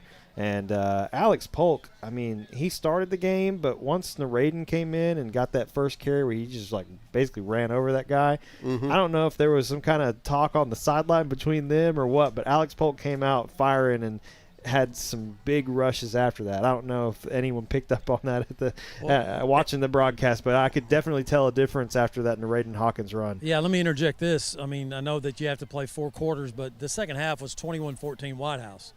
I mean, it was 31-7 at the half, and it was 21-14 in the second half. So, I mean, again, that's picky, schmicky. You know, you're thinking, oh, man, you got to play 4 quarters, but that's what we've been talking about. You got to play a whole football game. You spotted them 31 points, played a much better second half, as you said, Ryan. Definitely much better. Played them within a touchdown, but you just spotted them too much in the first half. Yeah, for sure. Let's go ahead and take a look at the Whitehouse stats real quick. I know Coach Stevenson's probably about finished up. Maybe getting close? Yeah, maybe getting close down there. Oh, no, he's getting warmed up. Whitehouse quarterback Austin Holmes had 16 completions on 23 attempts for 244 yards, 4 touchdowns, and 1 interception. Rushing, Samaje Mosley, 8 carries for 94 yards and a touchdown. I don't even think he played in the first half. I know he didn't. I'm pretty sure that was all second half yards, and he had 2 huge runs on that one drive that he scored the touchdown on. Well, and the next guy, Zion Alexander, 2 carries for 82, but the long was 76 there at the end. And J.K. Robbins, 12 carries for 49 yards and a touchdown. John Grimes, 5 carries for 38 yards. JoJo Adams had 1 carry for 3 yards.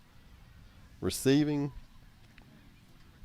Jaden Gardner, 4 catches for 107 yards and a touchdown. Zion Alexander, 3 catches for 60 and 2 touchdowns. Jackson Gary, 1 catch for 36 yards. JoJo Adams, 7 catches for 33 yards. And Muhammad Diarra, 1 catch for 8 yards and a touchdown. Yeah, pretty good game from Whitehouse considering they were coming in scoring 20 points a game. You put up 52. But, I mean, Jacksonville also tonight able to put up more points than they have since they played Brownsboro. So, once again, thank you to Randy Gorham for sponsoring our post-game statistics. All right. Matt, I know you've got Coach Stevenson, so I'm going to send it back down to you. Coach, once again, we've talked about, man, playing a whole ball game. The second half, you lose 21-14 in the second half. You spot them 31 in the first half. I know people go, oh, come on, man. But still, it's improvement incrementally. Second half, much better. Yeah, so I can see how sometimes it can be frustrating because your kids show you signs that they can play with anybody. Yeah. We're still not over the hump to where when adversity strikes, how do you respond to it? And we're going to continue to prepare and continue to show them and put them in a position to where they have to overcome adversity and have to persevere during practice. So next week, we're going to put them in every position imaginable to where they have to be able to come back from it, because that seems to be something that we're battling every single week, because we're showing people that we can play, we can move the ball, we can get stops on defense, we can create some turnovers, but when we get those stops, you get a personal foul, a face mask. Yeah. We get a long drive on offense. We get down to the 5-yard line. The band starts playing. All of a sudden, we just lose focus. Like nothing's changed. This music is playing. Yeah. So it's our kids need to continue to see and look and feel what those things look like in order to take the next step. I hear you at practice talking to the team afterwards, and you tell them, I mean, not every practice, but a lot of times you say, I don't know what's going to happen in the game, but something is going to happen. You have to keep your focus, and you're not like you're Nostradamus or something, but you're making these predictions, and they're coming true in the ball games, and the kids, they act surprised when bad things happen. No, these kids think I'm crazy. I tell them, like you just said, what's going to happen. I'm like, I don't know what it is, but something's going to happen, and we got to be able to shake it off and to be able to move on. Like a good example is, Dylan Sally in the end zone drops a ball, can't let it go. I'm like, dude, it's going to be okay. There's a whole nother quarter to play. Erase that from your memory, have a short-term memory, and let's continue to play football. So it's stuff like that we have to continue to show and model and put them in situations where they have to be able to overcome them obstacles. I like the second half. I like the way we were just talking about, okay, finish strong here. Forget what's happened, finish strong, play it out. And that's what your kids did. 2 plays, you go score. And that's what you want to see. You don't want to see people quitting, and your kids didn't do that. Yeah, absolutely not. So I'm proud of them, and the effort is great. I mean, I like what I'm seeing week in and week out.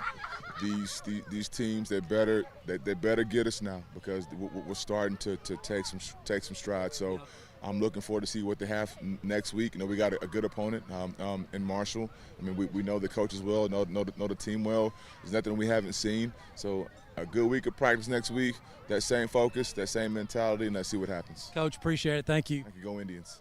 Head Coach Monte Stevenson on the All Smiles post-game interview. Appreciate Coach Stevenson always talking to us. Appreciate everything that he does in helping these broadcasts and the coaches show, hey, young lady, how are you? Give me 5. There you go, live radio, live online right here. Cutie, look at this. I'm going to throw it back to y'all before I get in trouble. Sounds like a plan. All right. Well, I think that's going to do it for us tonight here in Whitehouse. Indians not able to pull off the win. They moved to 0-7, and they will have Marshall in the historic Tomato Bowl next week. On behalf of Matt Montgomery, Todd Travis, and Lee Traylor, I'm Ryan Travis. Thank you for joining us tonight for all the action from Whitehouse. We'll see you next Friday as we head back home for Pink Out against the Marshall Mavericks. Enjoy your weekend.